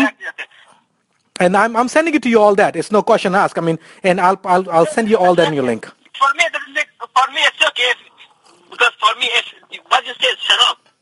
Because for me, if he is God, he can change it to anything. Yeah, God, but why God changing it to men drink water? I mean, come on, don't do what God will take order 1,600 bottle of Scotch and changing it to water. Why not just order 1,600 bottle of water? Make it easy for us. And everybody else. That's too much money to spend on water, my friend. No, because, like yeah, he can. God can change it, but God don't need to order 600 bottle of wine. He can just order water and then change it to sharab. But that's. You're not listening. No, I'm listening. Go ahead. Sorry, I was just guys. Okay, because if you're the money, you would be able to change it, right, for us. Mm-hmm. We have like 10,000 of gifts here. Mm-hmm. This year. Mm-hmm. If we're gonna serve them, let's say wine or any alcohol, serve the alcohol that they like it. Mm-hmm. And we're gonna do the things to our death also. Mm-hmm. So if he's on me, he doesn't have an ability to change that wine in a glass or something else. Okay. Well, I agree that People Imam. anymore. Yeah, maybe Imam changed wine into water, like Jesus changed water into wine. So, and then the second and foremost, if you're familiar with that, and you should, because you're from Iran and I talk to you, as I'm saying over and over, I'm very glad to talk to you. This is the first time. It's like feel like a kid in a candy store because you understand my language more than anybody else do. So it's a fun time for me talking to you. It's an honor. Second thing, when we talk about Imam as, are you familiar with Imam's gambling horses? Are you familiar? You know that Imam's gambling horses? Okay, yeah, so gambling, okay. The horse How is do you say it's a gambling? French Derby because it's used for French Derby. French Derby is a gambling. Yeah, okay, so how do you say it's a gambling? It's not a hobby. How can you prove that? How can I prove that? Very, very easy. Yeah, It's very easy. But that's the beauty of it. That's the beauty of it, that Imam didn't hide it. And you can go to agakhanstud.com. It's not my website. Imam make his own website called agakhanstud.com. He have pictures of a French Derby. He is there receiving check from a French Derby winnings. Okay. And he's there talking about which horse have win how much money in his lifetime. It's there, white and black. Okay. That's on a society right now. How much money they got, how much money they lost. No, not. It's there, white and black. Go check it out. If I'm telling you, go check it out. But let's say he got millions of dollars right now. He is not gonna put it in his pocket. Now you're talking about. Now you're talking about mantak. If he have that, I'm telling you the fact that it's there, and I'm telling you this is what happened because I inquire it. Okay, I put a lot of effort into it to knowing that it's all over. French Derby, Lucky Lindy. I give you the horse name, Lucky Lindy of the 7th race. That's what we call him, Lucky Lindy of the 7th race. $3.2 million proceeds. It doesn't matter for me what the horse name or what's the color. It doesn't matter for me. That don't matter to you, right? Right now. No, don't matter. Because having an hobby with a horse is not something bad. Now we talk about hobby. Let's rewind it again. We're not talking about hobby of having a horse. I'm talking about not hobby. Did I say hobby? If I was a hobby, I wouldn't be asking you a question, Akhi. Hobby, no question. However, elephant as a hobby. He have a $300 million yacht. Hobby. Perfect, no problem. Ride it all you want. Don't give it to poor. But I'm talking about French Derby race horses used for racing. Imams breed the best race horses in Europe, in the world. Of Sultan Ahmad Shah had the first one. Prince Ali Khan was the second one. And your present Imam. And Derby race horses, he is known for it. If you don't know it, please inquire it. Before defending him blindly, please inquire it. So what you mean that horse racing is prohibited in Islam, right? Gambling. I think you should know that too. That gambling is not permissible in Islam. Are you telling the gambling or horse racing? What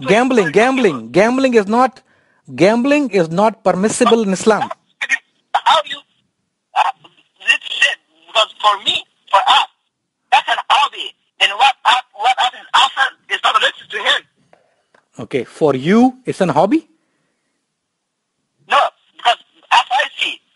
How you see it? The horses. That's how you see it. According to us. According to you. Can you do me one favor before you defend it to me without now? Like when I ask you, this is where it gets typical a little bit. You didn't even know when I ask you this question. I'm sure you have an idea about because you've seen the pictures with the horses. I'm sure you have seen it. Everybody have because some of the Ismailis put the picture with the horse. It's very famous pictures, and most Ismailis have. You knew he have horse. Maybe I give you benefit of doubt. You probably didn't know that it was gambling horses. Probably you didn't. Some Ismailis don't. Some do. Let's typically says you didn't know it for a minute. Now you're defending it and saying, why don't you do me a favor? Why don't you do me a favor? Did you know it or you didn't know it before I said it?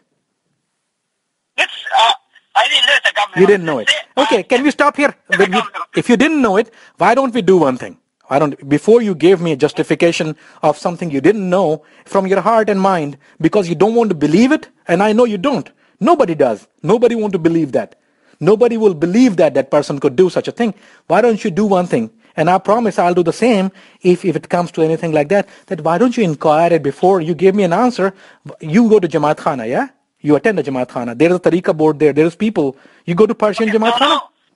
now, for now, just want to stop here because I have to inquire the question about the risk. Please. Okay, next question. I mean, but we have a deal that you're going to go and inquire it in a Jamaat Khana and give me the answer? Yeah. Do we have a deal on that? Yeah, I will do it. Yeah. Okay. And if I didn't give it to you like in a person, I will write it to you. And if okay, that's good. And if you do it on your own, even if you inquire it on your own, that'll be great for me. That will solve my problem. That okay, this is great. Okay.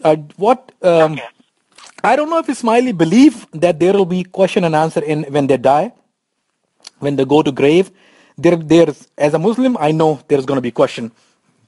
Man Rabboka, Man Dinoka, Man Rabboka, Man Dinoka. And who's your Rab? Who's your Deen? And who's your Prophet? Who's your Rasul? So do Ismaili believe in the same thing, that they're going to have questions in a grave or not? Yeah, they do have, yeah. And they're going to be, is there somebody going to defend them there, or they're going to give their own answers? It's going to, like, say, if you do the right thing, as Imam said, if you do it. I mean, is Imam coming to help you guys there, or are you just going on your own? And when you're talking about grave, No, Man Rabbuka. If you, let's say, let me talk with you. Please, I'm sorry. If you consider this Imam as a God, and you do what you say, then the question is clear again there. Who is going to defend you? If you don't do it, the Imam is going to send you to the Jahannam. So what is your concept as Imam? Is he God? Between me and you talking, just one-on-one. Is he God? He is God. The present Imam is God. But I told you, if you want to prove it to you, to come here, sit with me and talk together. So we have a different God? Listen. Huh? So we both have a different God then? It's up to you. It's up to you to decide. But why don't you, then, I want to know your God. For us, it's the same God as you, but if you don't accept that one, it's you. It's up to you, man. So me and you have a different God. I mean, I follow a different God, you worship a different God. In my opinion, my God is the same way as you. But if you don't accept my God, and you do... Okay, no. Because my God is in the sky. And he, I don't have to need a wasila for him. So who's your God? You mean the God is in the sky? The guy, up there. My God is sky, my God is everywhere. Where is your God? Is he? My God is not sky. My God is everywhere, in every world, in everywhere, every present, in every second of time. Okay. In every space.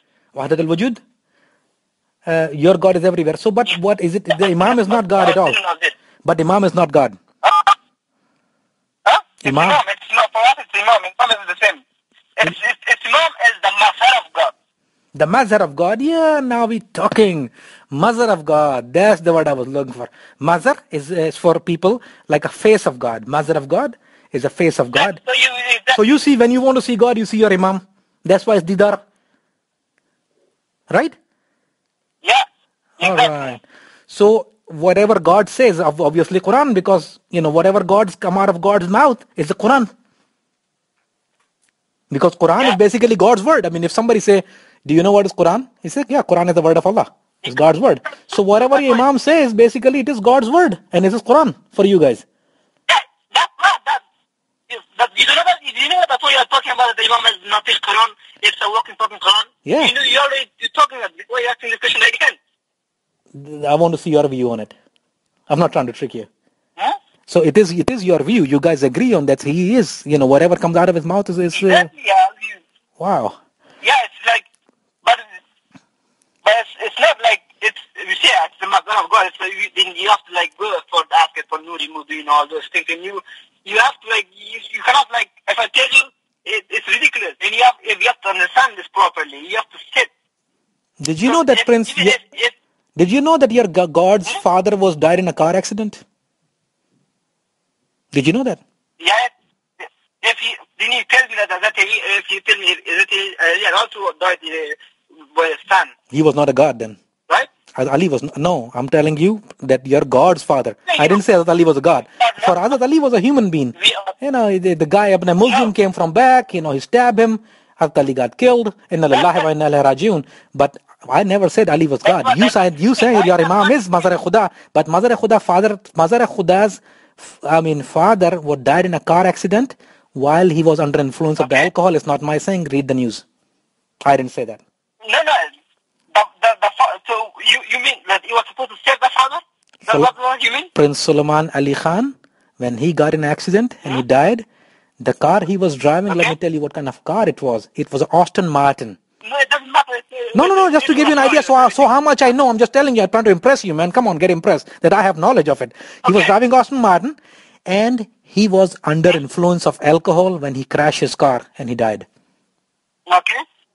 Now you're telling me Mazar Khuda, the point is very simple. Mazar Khuda, Daste Khuda, Noor Allah's father, dying in a car accident, in a crash, and nobody saving him. Who gonna save you when Mazar Khuda is not saving his own father? Okay, so now you tell me that you have a knowledge, right? And for us, because he was not our Imam, he was an ordinary person. Mm-hmm. Did you cite the Ismaili from Sultan Muhammad Shah? They know what comes to his grown son, not to his son. So he cannot save his son? Now you ask me. Now we have the same thing again, like because the same thing, didn't understand. Like same thing, the reason why I asked same thing, because it is all the question which is come in a human mind. I'm a human being. I don't know Noor Allah. You do. I don't. And you know, like few days ago, Prince Rahim got divorced. For example, give you another idea. Rahim got divorced. Rahim's wife took $2.2 million, bought an apartment in New York. Rahim's wife left him. I'm thinking when a Ismaili got married, when two Ismaili get married, they say, you know what? Mawla gave you barakah in your wedding. Now Mawla giving you barakah in your wedding here in Atlanta, Georgia, in Karachi, and Imam own son who living in his own house, getting divorced right in front of his eyes. Imam not giving barakah. This woman, Christian, suing him, taking him into court, dragging his and asking for money. Imam cannot help. So what can I analyze from this? That you tell me what do you think of the person like that? A strong person or a weak person? So let me tell you. So what you mean that this happens in only in Ismaili family, and that diverse things never happen in a Muslim family, right? That's what you mean? No, it happened in a Muslim family, but not in a God family. You're talking about Allah subhanahu wa ta'ala. He is Mazar Khuda. You just told me he's Mazar Khuda. Now Mazar Khuda, why is happened with a Muslim family, Shia family, Christian family, donkey family, dog family, but happened with God? I cannot understand. Not making sense to me. Why this happened to God family? Now we come here. Again, the same question that why... It's always going to be the same question. The same question of why Imam left his wife. So if it's the same question as why it's same as the answer is the same question. It is the same answer. Why? Because we are supposed to be equal. It doesn't matter if it's science or sister or whatever. If something wrong, he's responsible for anything. So if Imam save and was doing the right things, that he's not using his mind, then what about us? He doesn't deserve that? Who's gonna save you? If he can save himself. Like for example, Imam have a ski accident, or Imam, have you seen the picture over there? Imam walking on a stick, he broke his leg. So like how can he ask prayer? Who is, the guy himself needs some help. How can you, Mazar Khuda, my leg broke. Mazar Khuda going to doctor, say I got cancer. I mean, Sultan Ahmad Shah's last will, hear that out. It's on my page. Sultan Ahmad Shah, 4 doctors present, a nurse present. He's dying of cancer. He died of cancer. Sultan Ahmad Shah died of cancer. No, it's open will is available anywhere, even on my page. Open will is available. Okay. God is dying, Mazar Khuda, when he's presently Imam, dying of the cancer, 4 doctors present trying to save a Mazar Khuda. God, doctors trying to save God. So now you're talking about, so according to same thing. Same question as previous. According to you, what can I get from your answer? That the Imam should not die. If no, Imam, even if Imam died, but not a painful death, dying on a bed, cancer, doctor helping him, he should have something helping himself. A Christian doctor standing by the Imam's head, help me out. How you can know it was a benefit? How you can know that? Cancer. Can you prove that it's Cancer. I don't need to prove it. Cancer. It's your specific word. Cancer. But for him, it's like Cancer. that. What should we do about cancer? that Cancer is not a painful thing. You are an educated guy. What do you do for a living? You're educated. You know how painful cancer is? Have you ever had anybody who is seen in a cancer? You know what kind of, he go through? You know your current imam have a skin cancer. It is like, what, so you are talking about something physical, right? Are we talking about something sad? No, I'm talking about something very sad. You said Mazar Khuda. I didn't even ask you question before you call him Mazar Khuda. You said Mazar Khuda, then I say Mazar Khuda, cancer. Mazar Khuda, current imam, father dying, kid getting divorced, a disaster, 2 wives leaving, drinking alcohol, tongue into wine, gambling, and then cancer, death, and then 4 doctors present. He supposed to help you. Who is helping him? Dead 4 doctors? You rely. My friend, you're stuck in a physical world. You're stuck in what you say is I'm living in a practical world, and you should too. This is a practical world, not cynical. Practical world. As I told you, we don't see as Imam for his practical world. We see Imam for a spiritual world. We don't see what he does, what he do. You don't see what he do. Yeah, but does it really hurt him? But can I ask you a question? As a human to a human, maybe we don't agree on religion, but we agree on something. We both are human, right? We both are human, right? We are very close. I mean, do you speak a different language? We have almost same culture. I'm Pashtun. So we have very close culture. Don't it just forget that you're giving a Sunni an answer. Right now for a minute, just me and you, human to human, take the religion out, take the logic out, take all the anger out in one question. Don't it ever occur to your mind, what I just said? Okay. I mean, say you batin and all that thing. And you don't give me, I want a plain answer from your heart, as a brother to a brother. What is the question? The question is, and give me it from your heart. Don't give me the logical defend Ismailism right now. Not defending it. Nobody defending anything. Right now, don't it occur to your heart sometime, you know what? What? He's getting help from somebody else. What? He's getting help from, like dying of the cancer or, a ski accident or broken leg and walking stick. And I'm asking the same guy for help who is muhtaj. Muhtaj, yeah? Yeah, I know, yeah. Imam is muhtaj himself, and then I'm asking the same person help. I'm going to give the answer from my heart, my friend. Yeah, please do give me the answer from your heart. Do take the religious fight out for a minute, just a human to a human, a brother to a brother. What about a muhtaj asking for help from a muhtaj? Now we have to take out the special word from his body. Now if we take out the Noori Khuda or the Mazari Khuda out of his body, then he is just a normal person. That's it. That's it. Yes. So that's the same thing. I'm asking the question. Because we answer to God because his body is the Noori Khuda. It's the Mazari Khuda. Mm-hmm. If the Mazari Khuda is not in his body, we don't care about him. We see. Mm-hmm. But did it ever occur to you? What about you? How do you ever feel that, this will sound a little bit weird. I'm asking from this guy. He's using a stick. His leg broke, or he's have a cancer, or his car gets stolen, and he forgets like me. He uses glasses. He uses glasses sometime to read, or maybe he write his speech. You know what? I tell you one thing. Maybe make it a little bit easier for you.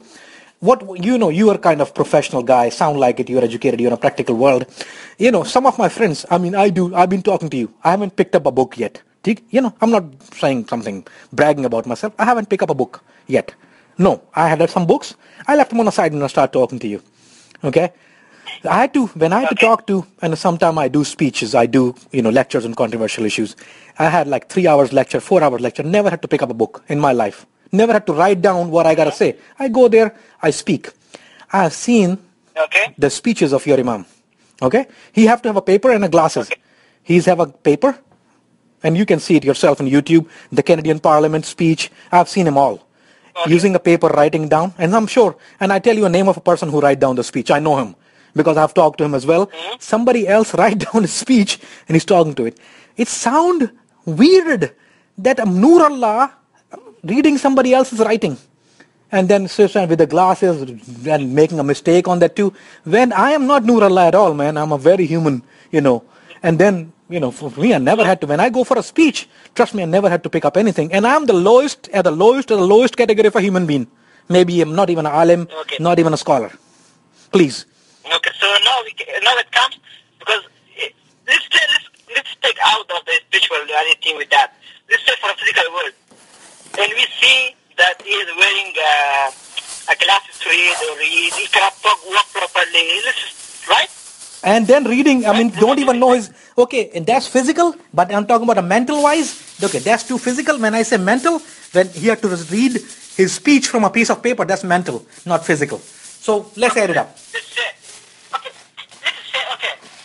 from speech from a piece of paper. Isn't it weird if someone is, knowledge about the physical, about common people, if someone is like 35 years old and he doesn't wear anything, and he can talk like a teenage boy, he can memorize anything like a business that is sound to you, or that is sound to you. Do you think how this guy can do that? Doesn't come to my mind?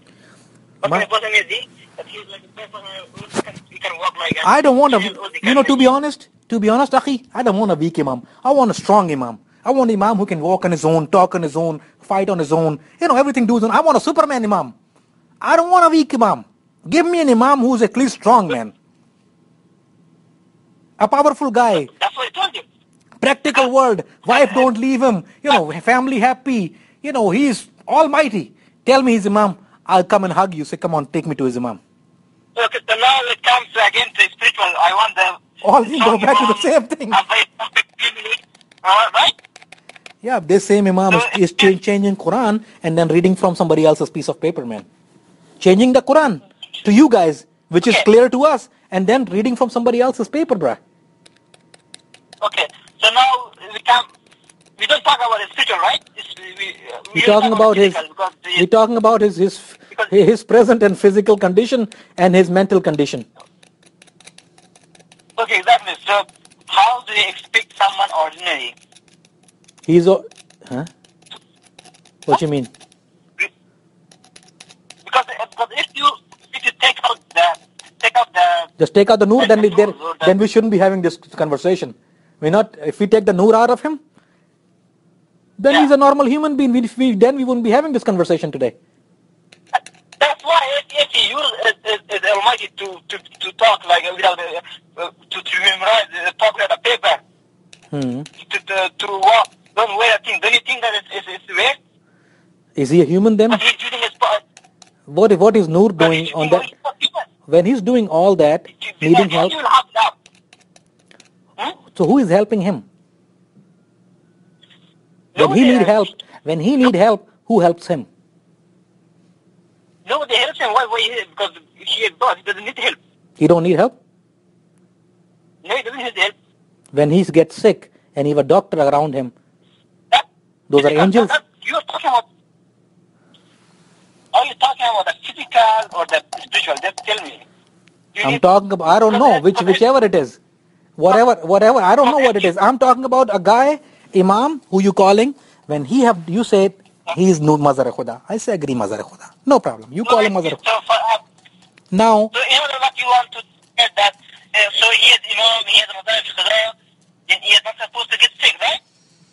If he gets sick, he's supposed to walk. Okay, maybe get sick, but the 4 doctors helping him out, cannot walk, broke the leg, have an accident. Like all the things happen to me and you because we are muhtaj. You are muhtaj, I am muhtaj. And I don't want to pray somebody who's muhtaj. Do you?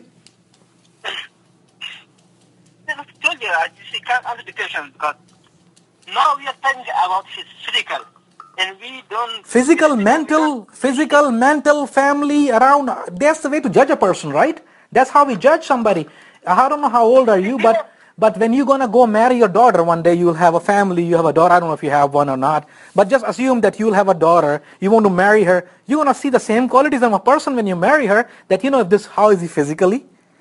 In Iran, that's how we do it. In Pakistan, Iran, America, anywhere in the world, when we choose the bride for our girl, that's what we offer our sister. We look how that person is physically, how is he mentally, how is in daily life, his kirdar, So that's it means it's you. So it means it's you to decide someone for your daughter, right? Come again? Or it's your daughter to decide someone. Huh? I didn't understand your Is it you question. to decide someone for your daughter? Huh? But No, I mean, no. Is it you to decide someone for your daughter, or it's your daughter to decide someone for her? what I'm asking is that when an imam is, you're talking about Mazar Khuda, he's God, he don't need this. So I ask him, who help him? You say nobody help him. I say when he gets sick, who help him? Because I know doctors help him, and you should know doctors help him. So is he muhtaj? In one way he's muhtaj, one way he is almighty. When is he, I mean, what? This is two things. Yeah. I'm telling my friend, he's gonna listen to me. I'm listening. Physically, yeah, I agree with you. He gets sick, so what happens? But this second one, like, if he physically doesn't get sick, and he's not supposed to die too. He doesn't sick, and doesn't hurt, he doesn't get sick, then he's not supposed to die. He's supposed to die, but I mean, come on. No, okay, he's supposed to die. That's fine. Die. It's okay, die. But die in a deathbed, cancer, accidents, all that thing, man. Then who did he, when he gets sick, he asks from somebody's help or no? When he gets sick, you say it's a doctor. He get a doctor too, right? Yeah. He get a doctor. It's not in... Physically, he get a doctor's help. Physically, but spiritually, it's nothing to do with the physical body. Physically, he get doctor's help. Do he pray to somebody when he gets sick or no? He don't have to. Who heal him? No, you can just up. Huh? Who heal him when he's sick? Like me and you say, Allah, Hazar Imam, gave us the health. When he's sick, do he pray to somebody? You want to heal him? No, for me, yes, they pray. But for him, it's his pleasure. If you want to heal him, if no. He don't need to pray to anybody. So who heal him? Who? Some power heal him too when he get better. If once he get, for example, Imam have a sore throat. Okay, Imam have a sore throat. Imam don't need gonna go pray to anybody.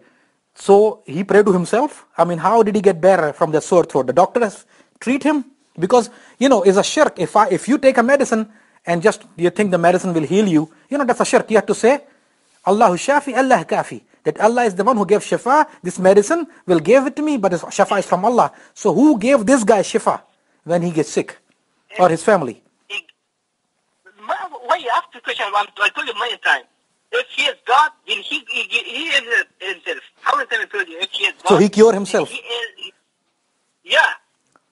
Why he gets sick then? If he had to cure himself, why did he get sick? If he had to cure himself, why he get sick? Then he don't need to get sick. Oh man, I'm gonna get sick. I'm gonna cure myself. Don't worry, I'm not gonna get sick at all. If he can control the sickness, then why he put sickness on? So you telling him he's putting all the sickness upon himself? Okay, exactly, yeah. Oh my God, come on now. That's like 4-year-old, like he's putting all, so he's the one who just hurt his own kid with a divorce, Rahim? My God. You're telling him that he caused Rahim the divorce? His own father? Of course he does. Yeah. If Rahim know that, he'd probably be mad. Because she took money from him. If Rahim knew, he'd be mad. If you knew your father caused you a divorce, wouldn't you be mad? If Rahim knows, so it means if Rahim knew that he is going to be true to you, that's what you want to tell me? Ibrahim was a prophet, not Allah. Ibrahim was not Allah. Ibrahim was a messenger. No. Not even Noor Allah. His son. Human.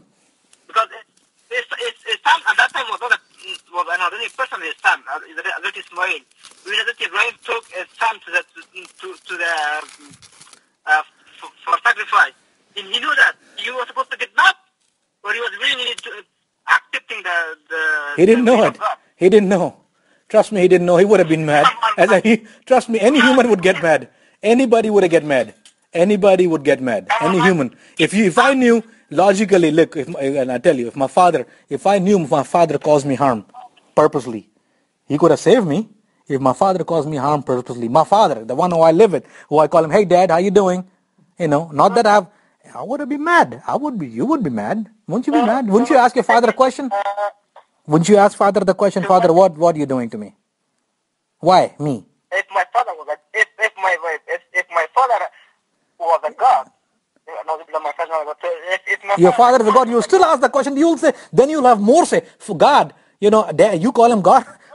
On that, you'll be mad again. But that God have a face. He's a Mazar Khuda walking in your house wearing a suit, wear a cap. He have a car. He drives sometime. Then, you ask him, say, Dad, what you doing, man? Why you do that to me? Do you want me to answer the question or just keep talking? I'm listening from you. No, I'm listening. When I try to talk and you intercepted and I just lose the... Totally listening. Because this is all, very shocking to me. That's why, maybe. So, when I talk, don't intercept so we can understand each other Please, by all means. So what you tell me, since he is Magadi Khuda, and if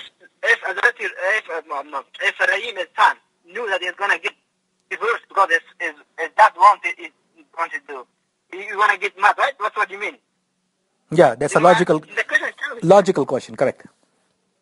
But then it comes here, when Hazrat Ibrahim took his son to sacrifice, then his son got mad at Hazrat Ibrahim, Hazrat Ismail. God? Did Hazrat Ismail got mad? Or he was mad at Hazrat Ibrahim? No, not at all. No, not at all. But it was not his dad. But Ibrahim was not his son though. Ibrahim was not God. We're talking about father and son relationship. We're not talking about... Ibrahim was not God. Not was his son. It was not his father telling. They are not... Ibrahim, now you finished? Now let me answer it now. Now you already finished, right? Now let me answer. You raise a question. In answer of a question, you gave me a question. So you didn't answer my question technically. So since you raised a question, let me answer your question you just raised. That Ibrahim, when I talk about a scenario, it's a very simple. I'm talking about Rahim and Aga Khan who lived in the same house. See him every day. Hey dad, how you doing? Have a great day. What do you have for breakfast? Now we're talking about it. You brought an example of KHUDAWAND Ta'ala, Allah Rahman Kareem, and you're talking about Ibrahim Khalil. So when we talk about wrong example, because Ibrahim didn't see Allah on a daily basis that wearing suit and how you doing, dad. Okay, didn't have breakfast on the table and have dinner with him and a gala he didn't dance with him. Right? So we're talking about a totally different scenario. Ibrahim was not God's son. Yeah. Wrong example. So give me a father and son example who won't get mad. Now you tell me. I ask you the question, wouldn't you get mad? You say, if my father is God. Now so what if you tell me that Hazrat Ismail did not get mad with his father Hazrat Ibrahim, right? That's what you mean, right? No, the thing is that God was not killing him. His own father was. Different story. His father was not God. His father was not God. Wrong example. We're talking about God and his son relation now. We're not talking about a prophet, a human being, and his son, human being. You got to compare orange to an orange and apple to an apple. You cannot go on Ibrahim, Khalil, and then what Ismail happened? Because his father was not God. We're talking about God and his son here. Same, So why we got to leave the humans out of it now? Let's talk about, give me that example, father and son. And his father was not. His father was following somebody else's order. You telling him the reason why. Maybe I elaborate a little bit. The Ibrahim, when you talk about, he was following somebody else's order. Now his father is not following nobody else's order. He's doing it on his own. He say, I understand that when Ibrahim, he was following somebody else's order. God, whose order? Oh, Dad, whose order you're following? Nobody's. It's my own. So now you have the question. Now you have got a point. So since I know. Did Ibrahim refute it? Why I should do that for a God? Why didn't you refute it? Why was he supposed to do that? Why wasn't Simon would do that? Would kill himself for? The question is again. The question is very simple. Rahim see Hazir Imam every day. Hazir Imam. It doesn't matter. Does matter about your relationship. Does matter because the whole logic is how's the relationship with the person. You see that person every day. You have breakfast with him. You have dinner with him. He acts like a normal guy. He look at his watch. He wear glasses. He say, why you do that to me? If I ask, I'll have a tough time asking that about God. If I look at the sky and say, God, why did you do that to me? Tough time. I haven't seen him on my breakfast table this morning. So it comes again to the Ismaili. Like, so Ismaili also who are around them, see him every day. And every day. They're not supposed to do what he does, right? That's what you mean? I mean a human, that's, you should get a little bit mad that, my dad, who is almighty, causing me all the trouble, and God's son is like looking at him and say, you know what, you just caused me a divorce and a $2 million. Who's going to give me $2 million? I will. Who? As a God? Then why'd you take it away from me? Oh, I just lost my own wife. Sorry. So basically it means someone's life, if Ismaili can sacrifice his life, is not worried $2 million, he's going to care about the money? No, what it means is, what the reality is, that nobody knowingly destroy their own home and their kids' home. And if they do, they're cruel. That's what it means. That's what the human mind says. And except the world we live in, my father won't knowingly destroy my life. He will pray for my wealth and health. He will pray for my wealth. He'll pray for my health. He'll pray for my long life. My father will. If Aga Khan do it, what kind of God he is? But your father doesn't know the future. And the Imam has no the future. You don't know the future. He's a God. Mazar Khuda don't know the future. My friend, you are confused on this a little bit, on Imamat. He's supposed to know the future. Because I said your dad doesn't know the future. That's why you taking this hand. Because Mazar Khuda knows the future. Mazar Khuda know the future. Mazar Khuda write the future. Mazar Khuda know the future. He write the future. He is the Khaliq, not the Makhluk. Khaliq write the future. He writes the future. Write the future. He's a Khaliq. Yeah. Can it be a little better future for his own son?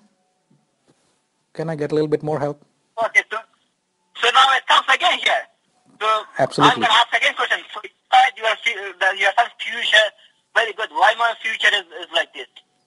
My father is not God. My father is not God, and I don't see God in my breakfast table. No. If I see all the family is perfect. If I see God in my breakfast table, if I see God in my breakfast table every day on my dinner table, my future will be bright, my friend. I'll talk to him directly before you guys sitting in Iran and Montreal talking to him. I'll talk to him in the dinner table. Hey, can you help me out on a couple of things? I gotta help me out. Give me a better wife, give me a better life, give me better health, give me a better job, give me all things better. I'm talking to you now. Let this, my brother from Montreal, talk to you Irani guy later. Let me help me out on my dinner table right now, my friend. God, can you help me? Come on, man.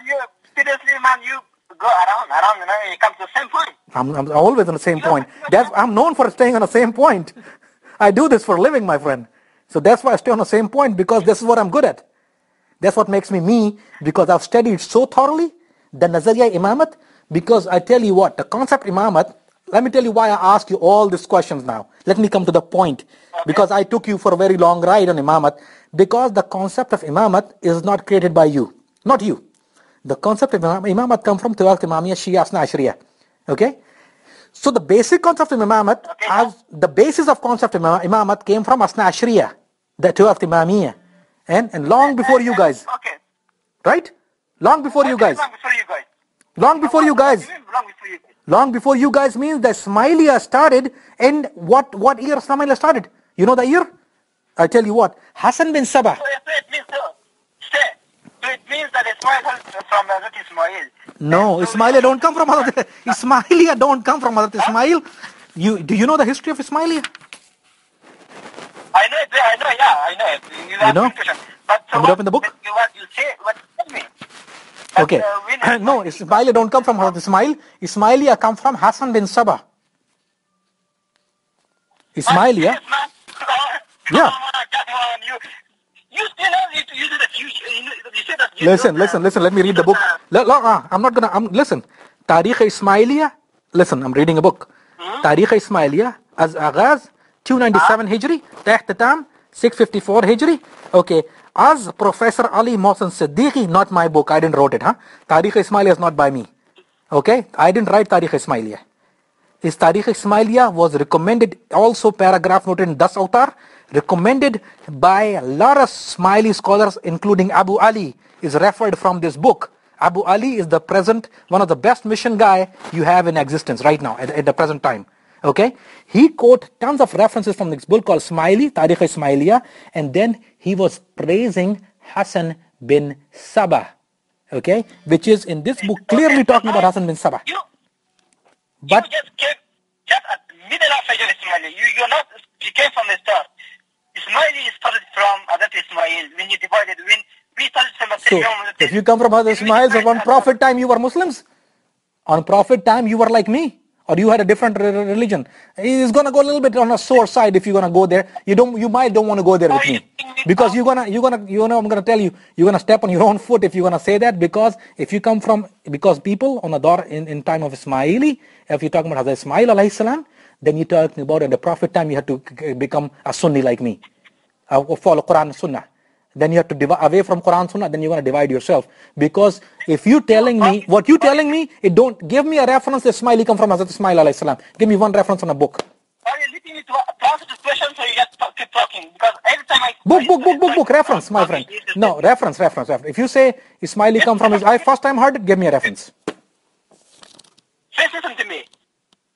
Ismaili is as Nasiri. It started from the same Imam Hazrat Ali. Jafar Sadiq, not Hazrat Ali. Jafar Sadiq. And the Ismaili choose Ismail. And from Ismail, they come to the Fatimid. From the Fatimid, being divided. One of them choose Mustali became, and one of them became Ismail Nizari, which Hassan was there at that time. Mm-hmm. Now you got it? You give me the reference of Hazrat Ismail alayhi salam. So you're talking about Imam Ismail. Two different things. You tell me you did not read all this. You did not read it. I guarantee you, I swear to God that you did not read the story of Ismaili. I guarantee that. I got a book in my hand. I'm just giving you, quoting a reference. I'm just quoting you a reference. You want me to read the whole passage to you? You want me to? Tarikh Ismailiya is not my book. Tarikh Ismailiya is not my book. It's not my book. Are you denying Hassan bin Sabah right now? Look, I can go on a history. You talking about Hazrat Ismail alayhi salam, or you talking about Hazrat Ismail time? If you're gonna go there, you're gonna step on your own toe, because then you have to on Prophet's time. It's gonna whole thing gonna change. You are the first one who have ever claimed that. You are first one who ever claimed that, or maybe that's a Persian belief, because you guys know. I tell you why I'm saying what I'm saying, because you probably know history of Hassan bin Sabah better than most Indian and Pakistani do. You gonna deny Hassan bin Sabah? Because you know better Hassan bin Sabah who he was. They don't. They praise him. He was a dying. Who praise him? Indian and Pakistan.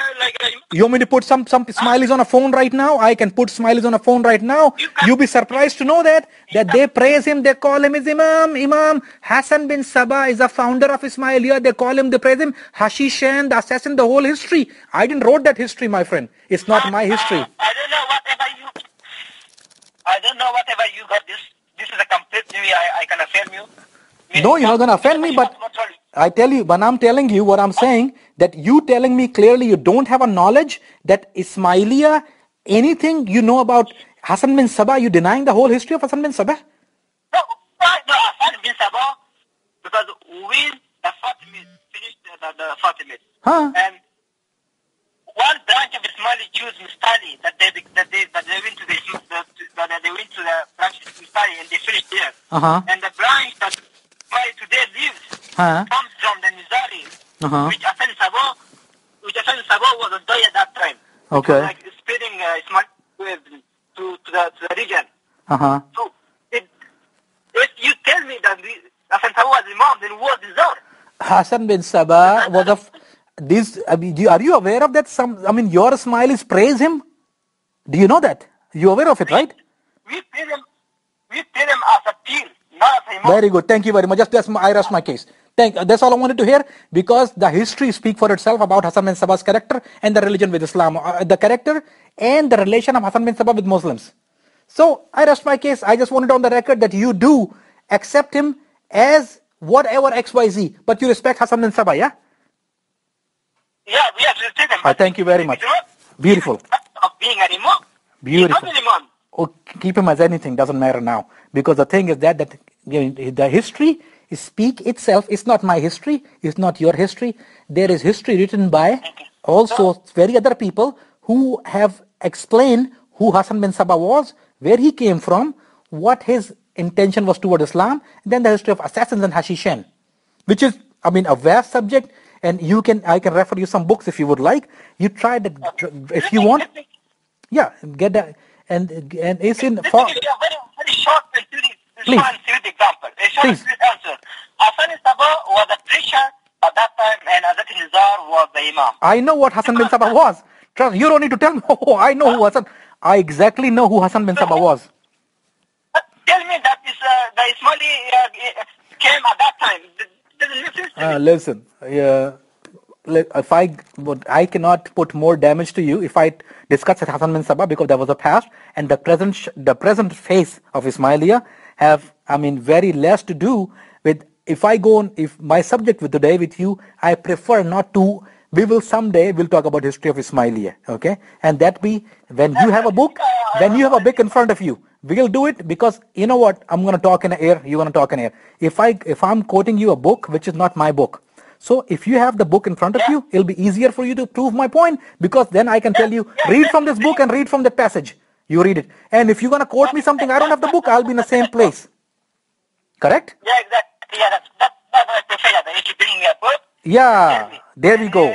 So that is called, when two people talk, you're going to have to quote me a reference, and I have to quote you a reference. If you don't have the book, useless to talk about it. I can say all day long, I have a book. What difference does it make? Not to you, not to me. Okay, yeah, so you can bring me a book. I have this book in my hand, and as a Muslim, I promise you that when I see you, inshallah, I'll bring a Tariq Ismailiya, and I will try to get an English copy of it as well. I have the translation of it, and I will start to inshallah get a copy of it. Man, that is a total different subject. We'll talk about history inshallah someday. It'll be beneficial to both of us, inshallah, and some of our people as well.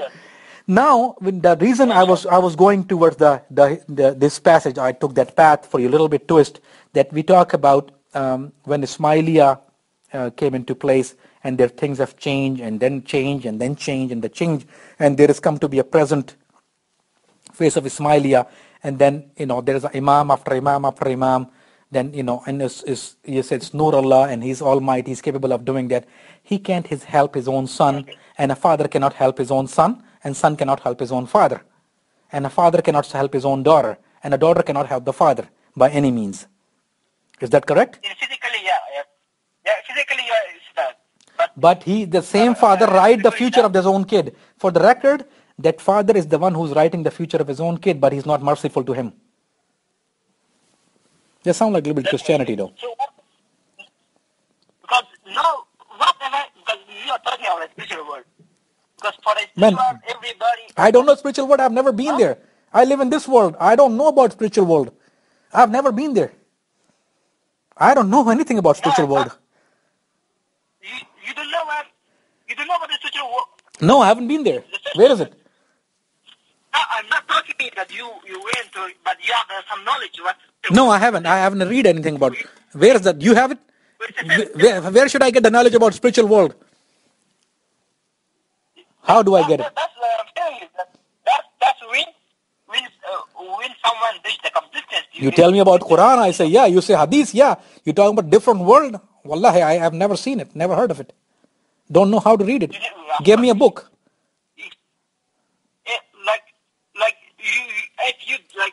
If you don't see that, if you do follow there are like some rules and regulations, like Sufi, that you can't go to spiritual. Sufi la yufi wal kufi. Sufi say Ismailia kafir. Sufi say Ismailia out of pale of Islam. Don't do, and Sufi fatwa. Sufi saying, do not go to Ismailia, do not talk to Ismailia, qata ta'alluq, for good. Sufi say, wallahi billahi, Sufi said that Ismailia out of pale Islam. Don't talk to them. So you don't quote anybody. That's a general rule of thumb. When somebody deny you, you don't quote him as a reference. If you are completing my word. Whenever I talk, you intercept me. I'm not telling you. I tell you, if you follow some rules, like Sufi, if you follow some rules. No, I know about Sufism. Yeah, I know about Sufism. I know about Sufism. I know exactly what Sufism is. So that you know that Sufi can achieve spiritual knowledge. No, Sufi have what they call a la la land knowledge. They think they're smoking hashish and singing and dancing bring him close to God. That's what Sufism is. You know what Sufis do, right? This is my sister. I've heard something like that. I kid you not. They say that smoking hashish, they say, So basically what you tell me, the Sufis are wrong. So yeah, I say, lanat Allah, 1,000 times lanat on Sufi, they're mushrik.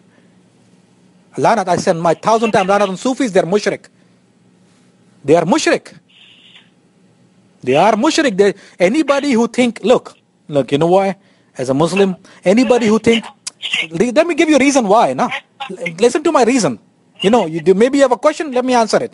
Why I say what I say. Okay. If anybody think that I will go in a trance means I'm a smoke hashish, go in a trance when I can't think, when I cannot, in my senses, and then I'll meet God and say, Allah, who, Allah, who, Allah, who, Allah, who. That bring me to God. Man, that's pretty stupid to me. And then that our scholars completely say because of their belief like that the trance world and their smoking and dancing bring him to God are a pale and a mushrik. Okay. Okay, now you have a, okay. So since Sufi are shirk, mushrik. Absolutely. How is possible, because according to you, Ismail is also mushrik and shirk. Islam is, no, for me, Ismaili is not mushrik.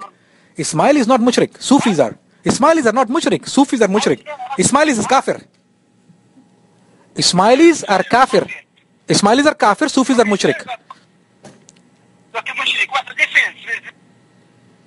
If you, mushrik is like you Shirk. bring someone else to the God. Mushrik is when you bring somebody else, give him a power of God and say, you know what, he's capable. Like for example, like grave worshipper. Grave worshipper. You go to a grave, you say that grave can give me power. Okay. Grave worshipper. Mushrik. Okay, mushrik. So how can a mushrik give a fatwa to another person? Come again, what's your question? Fatwa can give it to someone who is in the right religion of Islam, right? Fatwa can be from anybody, but they're not giving fatwa about me, they're giving fatwa about you. So you cannot quote him as a reference. I don't care what they say. We have our own fatwa about you. I'm not, when you quote, when you have a discussion, to people talk. So you say, okay, this person have said, if that person value you, you can use him as example. When that person say, nope, you know what, can't use him. When he say that about you, that you are out of pale Islam, then you cannot quote him an example. That is the principle. Okay, let's say, according to you, the Muslims are kafir, mushrik, and whatever. Now I'm going to ask about your religion. Is it okay with you? Yeah, sure thing. Most definitely. Please. By any means. So, just a minute, I'm just going to ask something. Sure thing. Okay. If you, so you strongly believe in, so basically everybody believe, but you strongly believe in Quran Sharif. I'm Ahl Sunnah wal Jama'ah. I am Ahl Sunnah wal Jama'ah. Yes, I do believe in Quran.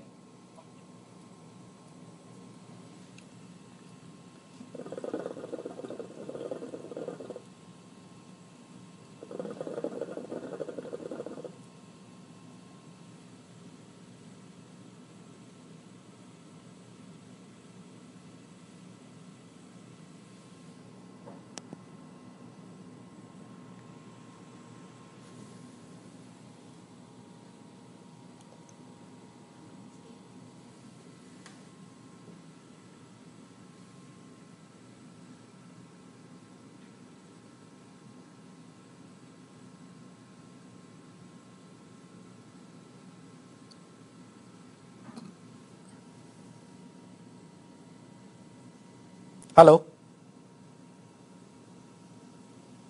Hello?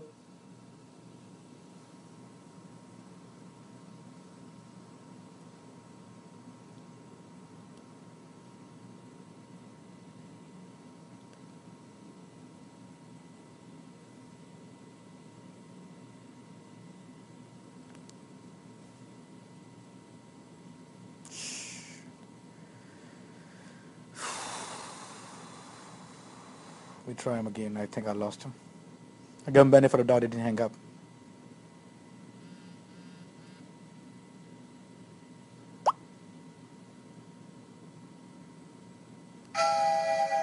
What the heck?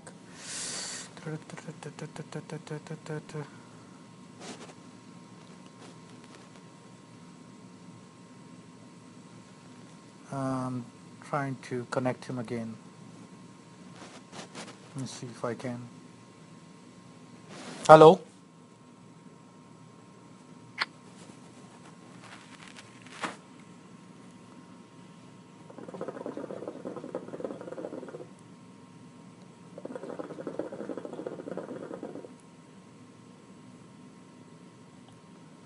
Hello? Assalamu alaikum.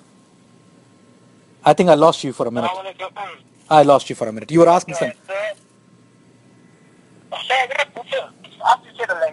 Now we have got some question about your religion. Please. Right? Please. Is it okay with you if I... Sure thing, most definitely. And anything I will know, I'll be more than glad to share with you. So basically you are Deobandi, right? Deobandi. That is absolutely correct. I'm Deobandi. Deobandi. And when did Deobandi came into being? When did Deobandi... Come again. Deobandi didn't came in Islam. Deobandi is been, Deobandi is a Sunni sect. It's Ahl Sunnah wal Jamaat. It's a sect, yeah. So, how does this happen? How did this happen? Like, if you see, like, other Muslims and other Shias and all those things, they give fatwa against the Wahhabi and against the Deobandi Sunni. Why is that so? What is your question? I'm quite not following you, I guess. Like, if you see other Sunnis, and Shia, all those people, they give fatwa against the Wahhabis. That is absolutely correct, yes. Why do you do that? Why they do that? Huh? Yeah, I'll tell you why they do that. Yeah. Well, let me explain it to you. Let me explain first with the Shia why they are against the other. Why they have let's say Shia against Salafis and Ahl Sunnah wal Jamaat. They have the fatwa against all the Sunni they have. Shia and Sunni. Let's talk about Shia and Sunni first, and then I'll narrow it down to why. Okay. Take out the Shia out. You take the Shia out. Forget Shia. Okay. There is no Sunni fatwa. Okay. There is another sect. It's called Barelvi. Okay, which is very close to Sufism. There's two sects in Ahl Sunnah wal Jamaat. There's two school of thoughts in Ahl Sunnah wal Jamaat. Mainstream. One is like Deobandi. We're talking about Southeast Asia right now, and we're talking about Barelvi. Okay. Barelvi is actually a very close form from Sufi. Sufis, Barelvi, absolutely around let's say 97% same. 97 to 99% same. They believe in same thing. Now, Noor. They have same problems. Now, they have a fatwa. We don't call them kafir at all. There's no fatwa of our ulama for them as a kufr. We gave the fatwa of shirk. The reason gave fatwa on shirk for the Barelviya, because same issue, they go to a grave and ask for help. They are grave worshipper. We call them grave worshipper for lack of better English. They go to grave and they think that the person who's in a grave, like Awliya, Sufiya, same thing. Sufiya have that, and I'm sure you know Sufi because since you're from Iran, they say Awliya don't die. They just hide themselves from the present world and they can help them from the grave. So our ulama say that anybody who think that, he is a mushrik. On the return, when we call them mushrik, they turn around and say, you know what, since you don't believe on our Awliya is alive, they gave us fatwa of kufr. Did I make myself clear? Or I can go in detail on it if you like. So basically, I can see that this Wahhabi or Deobandi... We are very close to... Wahhabi and Deobandi are very close to each other. But Wahhabi and Deobandi didn't... Yeah, Wahhabi is created by the Abdul Wahhab in Saudi Arabia, and Deobandi is created by... In Deoband by... Rashid Ahmad Gangohi. Within something. Well, what happened, the first in, maybe give you a detail of Indo-Pak, Bara Saghir. Then Muhammad bin Abdul Wahhab, go ahead, sorry, you complete first, then I'll give you an answer. That said that for Deobandi, it is okay if they give that La ilaha illallah like Ashraf Rasulullah. No, it's not. Anybody who think and say that, no, it's not. No, it's not. There was this came from, let me tell you what happened. This, I'm sure you have Googled it, and that's an absolute thing. That was Barelvi say that Deobandi have a different prophet or something like that. Let me tell you what first Deobandi is, and then we'll go on your question towards what Deobandi is. We say two things: Quran and Hadith. Quran and Hadith. And any of the scholars like Rashid Ahmad Gangohi or Ashraf Ali Thanvi or anybody XYZ who have interpretation or help or scholars, these are scholars, they're not imam, they're not by any means, they're not Noor Allah by any means, don't have any spiritual powers, they're not masoom. Masoom, are you familiar with this term? Because like masoom and al-khatah, that they are capable of making mistakes. Any human are capable of making a mistake because they're not masoom. What we do and say that what is in Quran and Hadith, we accept. What is not in Quran and Hadith, we don't accept. Anybody, any human being, any scholar, if they have made a mistake, if they have a mistake in any kind of interpretation and any kind of act on their own, we pray for them that Allah help them on the day of judgment, and he is going to have to answer whatever his wrongdoings are. And if a scholar come and issue a fatwa which is against Quran and Hadith, anyway it's automatically destroyed. It's not acceptable. Anything clashes between Quran and Hadith. Anything, if I go to an imam, just to give you an example to help you make sure what I'm trying to tell you, it's like, for example, I ask a question, the blood transfusion, is it halal or haram? If I ask the question, the blood transfusion, like give khun, is it halal or haram? Now, we're going to look at Quran. Is it available there? No, it's not. Now we're going to go to Hadith. Is it there? No, it's not. It's not available in Quran. It's not available in Hadith. We're going to do. I'm going to go to my alim and say, you know what? I want to give blood to somebody. Is it halal or haram? Not available in Quran, not available in Hadith. Then the alim going to turn around. You're going to read some book. He say, you know what? When a woman gave a child birth and she dies. A woman gave a birth to a child. She died. She passed away from this world. Then the child supposed to take the other woman, breastfeed him. Other woman can breastfeed the child, and that milk goes in her body as a blood. So that you do ijma. And they say, okay, you know what? According to that, if he's allowed to save a life and take another mother and go, you're allowed to give blood. That's a fatwa from alim. If it clashes from anywhere from Quran and Hadith, anywhere in Quran and Hadith, if it clash, reject it automatically. No questions asked on it. So anything is not cleared and not clash from Quran and Hadith, we take it. If it's not, we deny it. And then whoever make a mistake, if he made a mistake, and he made a mistake with a niyat because he's trying to help me, ijtihad. If he have a problem, ijtihadi ghalati. If he make a mistake, we pray that Allah forgive him and accept his good deeds and forgive him on a day of judgment. But I'm not going to try to defend him by any means. This is what my religion is. Okay. So let's say. So, as I know, Taliban is the same part of school of thought as the Wahhabis and. The Taliban is both. There is Deobandi and Wahhabi, both Taliban. Yeah, it's both Taliban. So basically, they are going to change every human being on this world to the same school of thought. Is it possible? May Allah give them. If Taliban, you want to ask my opinion on Taliban, I'll give it to you. My opinion on Taliban. Okay. What Taliban is doing is called jihad. Okay, and jihad. Okay. No, I'm just talking about what their views. Like they want every human being to be the same school of thought as the Taliban. Like they think the same thing. They do the same thing as they do. Yeah, definitely. They should do. The whole world should be Muslim. Yeah, absolutely right. I agree. Everything they do, everybody should do the same thing. I am the part of them. I'm not different from them. They are my sect, they are my brothers.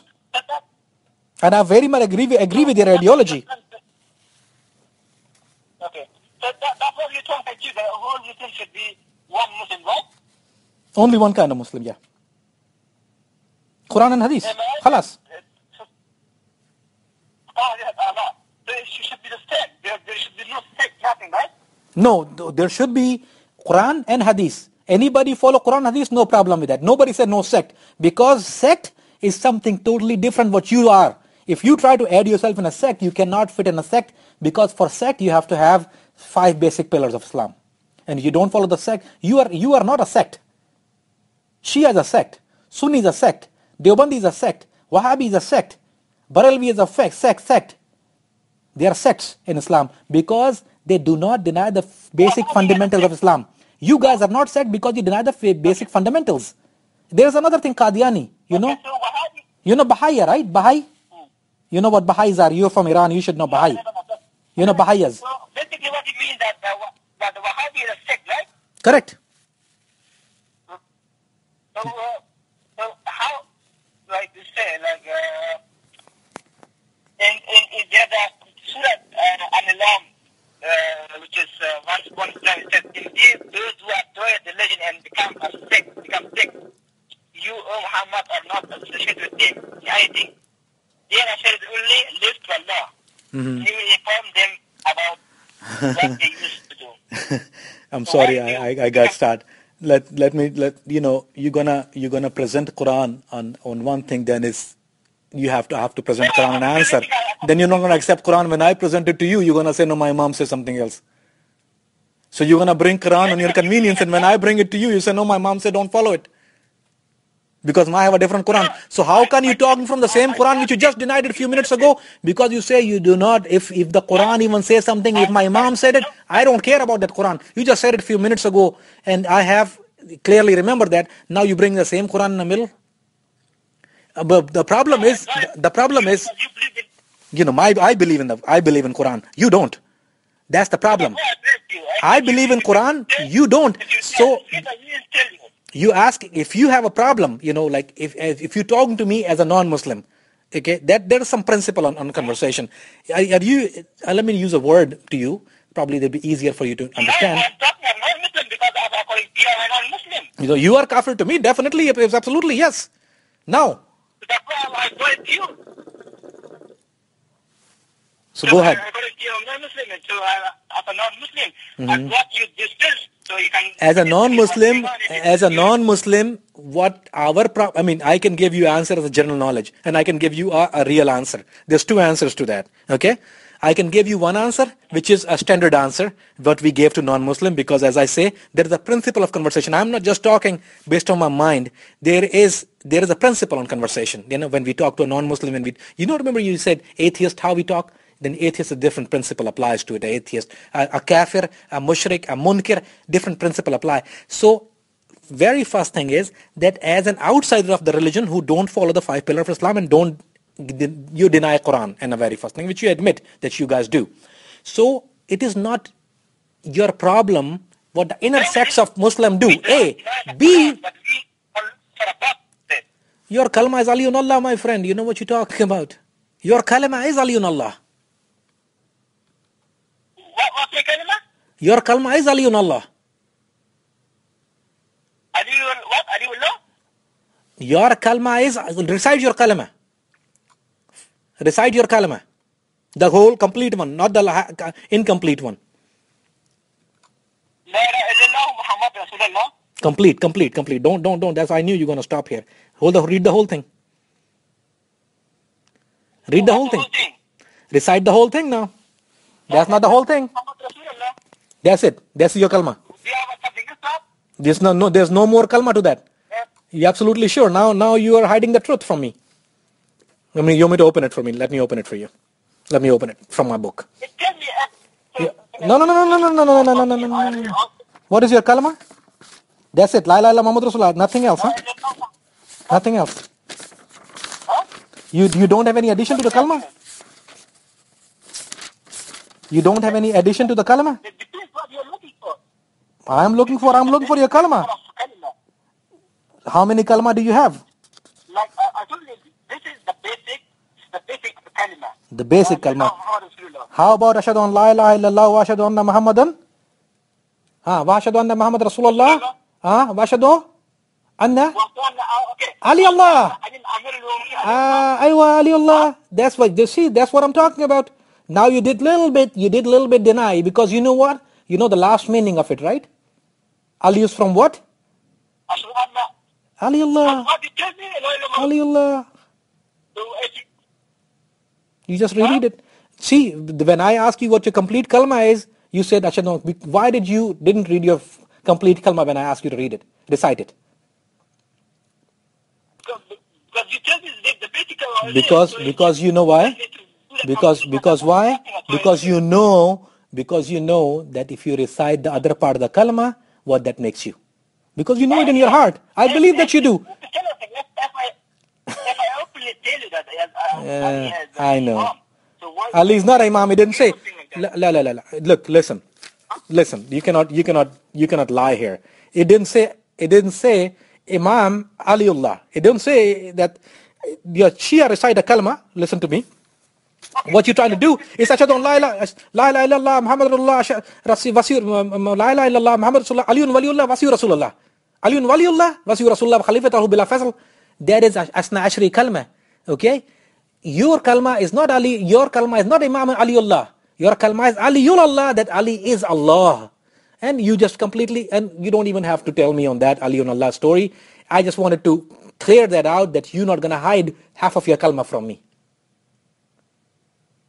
You know what it means exactly. It don't say anything about Ali, which you have said the worst thing to me, that Imam is God. Why do you want to hide that Ali is Allah? You just hide. But I don't want to change the subject. Come again. That's why if I'm telling you openly that the Imam is God, so why should I? Yeah, you already told me the worst of it. So, but kalma is different. That's fine. If I tell you that, it's I from you. Yeah, you have told me the worst of it. That's why I'm saying that don't hide what it is, because trust me, the practices I absolutely know. And then when you point a finger at me, most Ismailis, what they do, they find okay, what about this sect? What about that sect? The very first thing is that none of the sects says don't pray namaz. None of the sects say don't do wuzu. None of the sects say don't do wuzu. None of the sects say don't do roza. Everything, even the sects we have Farohi Masail, I hope you do know my word Farohi, that whatever our problems are inside in the Muslims, whatever our issues are, differences are among the sects, but the basics always is namaz, roza, hajj, zakat, and none of the things are different than other. Like I pray, like they pray. Yeah. Like I do was roza, they do roza. They don't drink water in the middle of a day. I told him, we're looking for a botany, we're not looking for a zahir. Our deen is batini, not zahiri. Batini. So you're not Islam. That's at least why do you call it Islam when it's batini? Why do you guys call it Islam when you don't match anything from Islam? Islam is zahiri. Islam is not batini. Islam is all zahir. Namaz, roza, hajj, zakat, all zahir. Then if your religion is batini, where you have a different God, you have a different Quran, you have everything different, then why do you call yourself Muslim? Why do you insist of calling yourself Muslim? When your God sitting in a France, you just told me, then how come you are Muslim? Why we have a different God and we have a same religion? Is it practically possible? This is what the whole 2-hour conversation, the bottom line is. Tell me. What makes you Muslim? What makes you Muslim? What makes you Muslim? What makes you Muslim? What makes you Muslim? Not you. How come you just told me your God sitting in France? My God not in France. If you have a different God, we have a different principle. You don't follow the book I follow. Because we are looking for something higher, and we are not looking for higher. We are looking for protein. Because the eternal life is not higher. The eternal life is protein. But as a Zahir, you are present in this world with your own body and soul. You are present in this world with your body and soul. You have a body in this world. Yeah, you have a flesh. And what I see, as a Muslim I see, is your Zahir. I don't see your Batin. What I see is your Zahir, and what Zahir makes you a kafir. You're not a Muslim anymore because your God sits in France. I don't understand that. Why do you guys insist of calling yourself? Why do you are so adamant about, I am Muslim? Because you deny everything Prophet do and say. Everything you do. No, you bring us this question again. So if you didn't care about the Prophet, then why you are fasting? Why you are doing all these things? What's the point of these things? What's the point of praying? What's the point of fasting if you don't care about the Prophet because it's a Prophet?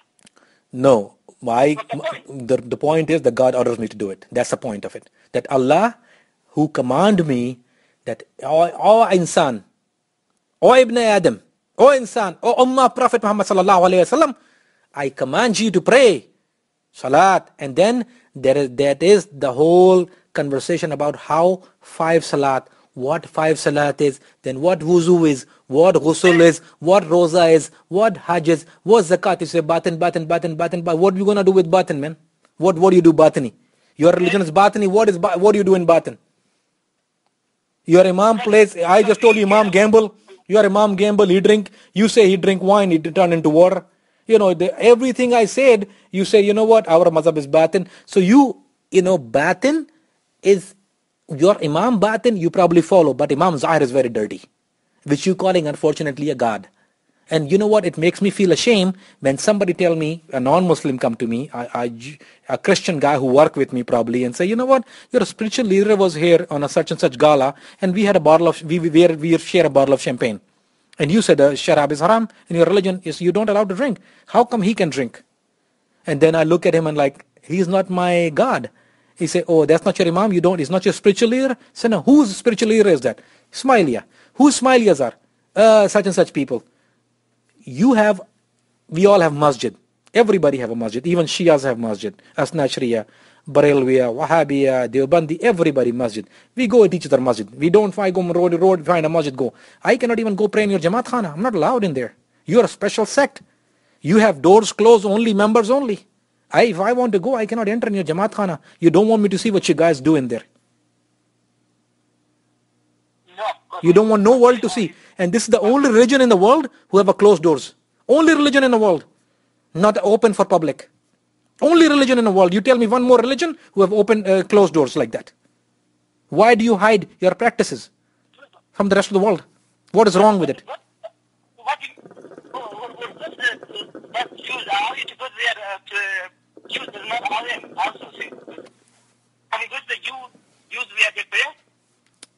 You are allowed to go to, you are allowed to go, nobody stop you. Nobody will stop you to go anywhere.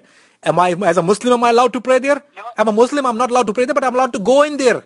Nobody stop me. I can go to a mandir, I can go to a Hindu temple who hates me at the most of their guts. I can go to a Hindu temple. Did you know that? You know I can go to a Hindu temple. I cannot go to your Jamaat Khana. You can come to Jamaat Khana as long as you don't pray. Says who? Listen, I'm going to put a smiley on your phone. You want me to put a smiley on the phone with you right now? You want me to add a smiley on a phone call with you and ask him the same question? I can add a smiley on a phone right now, and my local guy, you can ask him, am I allowed to go to Jamaat? No, non-smiley, no matter. You guys have a term called smiley and non-smiley. Non-smiley can be Hindu, Yahudi, Christian. No non-smiley allowed. I'm telling you, I am telling you, I can put a smiley with you on the phone right now if you want me to. Make you feel better? You are not allowed to go to a Jamaat Khana. Thank you very much. Thank you very much. I rest my case. Thank you very much. I know I'm not allowed to. And no Muslim or not any other religion allowed to go to Jamaat Khana because of XYZ reason. Whatever the reasons are, you know what you guys do in there. You don't want to come out. And another thing is that if you are same as me, then you should come to my place, I come to your place. But you are not me and I'm not you. We are not same. This is what the whole conversation is about. The key point is that we both have a different God, a different following, a different book. Everything is different. Then how come you and me under the same title? Have you ever asked that question to yourself? Don't have to defend yourself right now as a brother to a brother. I'm asking you, have you ever asked this question on your deep down inside you? That you know what, these guys are totally different. They go to Hajj and they say, Labbaik Allahumma labbaik, labbaik la sharika laka labbaik, inna alhamda wal ni'mata laka wal mulk, la sharika laka. You talk. I'm telling you, we are doing as a party. We are doing the same thing, but we are not doing the join. We are doing a party. So why don't you, batin of what? Batin of a donkey? I mean, batin of what? Islam? Where does Islam teach you about batin? Now, okay, now. If you have your religion is batin. Okay, now your religion is batin. Now teach me, where does it say, in which book, Where do I go? I asked you a question earlier, very simple question, that if I don't follow your Imam, am I going to go to Jannat? You say, yeah. Yeah, I'm going to go to Jannat. If you do everything right, you're going to go to Jannat. I said, so it's not necessary to obey the Imam. It's not necessary to follow the Imam, right? If you follow, and it doesn't mean like, as I told you, if you follow everything properly, but is it possible to do properly? So I don't really need an Imam. Properly? So I don't need an Imam. I'm just telling you, whenever you want to come here, just meet me, bring the book, whatever you Most want. definitely, I'll bring the pile of books. But yeah, definitely I will do that. And hopefully, this is not a promise I have made with you. So, I'm a Muslim. I am not allowed to make a false promise. I have said I'm hoping that I have to come to Canada. Hopefully, this is 8th of the March. Hold on one second. Let me see if I can schedule, see if I can 8th of the March. I'm going to try to do it in the end of this month, hopefully. Before I go to Pakistan, I will definitely come to Canada. I have an agenda. So if it's not the end of the month, I'll definitely be in the beginning of the April. So give me a bracket of 29th to the beginning of April, and then definitely I'll bring some books, and we'll go over on this history subject again. I think we pretty much cover the basics, fundamental of Ismailia. You have my number, right? Come again? Do you have my number? I definitely do. Definitely. And you have my number as well. And you have my number as well. So, and in the meantime, what I'll do, I'll send you the references of the alcohol and the race horses. In the meantime, I'll do that. So you can look at it yourself. And you promise me you're going to ask that question about the race horses and the liquor, alcohol on your Jama'ah. And if you can call me or you can write me. I can find the horses. Okay, that's fine. If you can find it, just get in touch with me. In the meantime, we'll plan to do end of the month or the beginning of the month meeting, inshallah. Okay, that's good enough. Most definitely. I thank you very much for your time. It's been a productive 2.5 hours, or almost 2 hours, inshallah. But I really, really appreciate your time. I thank you very much, Jazakumullah. And hopefully we will sit down and go over history, inshallah, one day. If Allah permits me, and if life permits, because I don't know about the next breath of mine, but if life permitting, I must say that when I have a conversation with somebody, if life permits. If life don't permit, Okay, what Allah. Inshallah. Thank you very much, my friend. All right, Assalamu alaikum.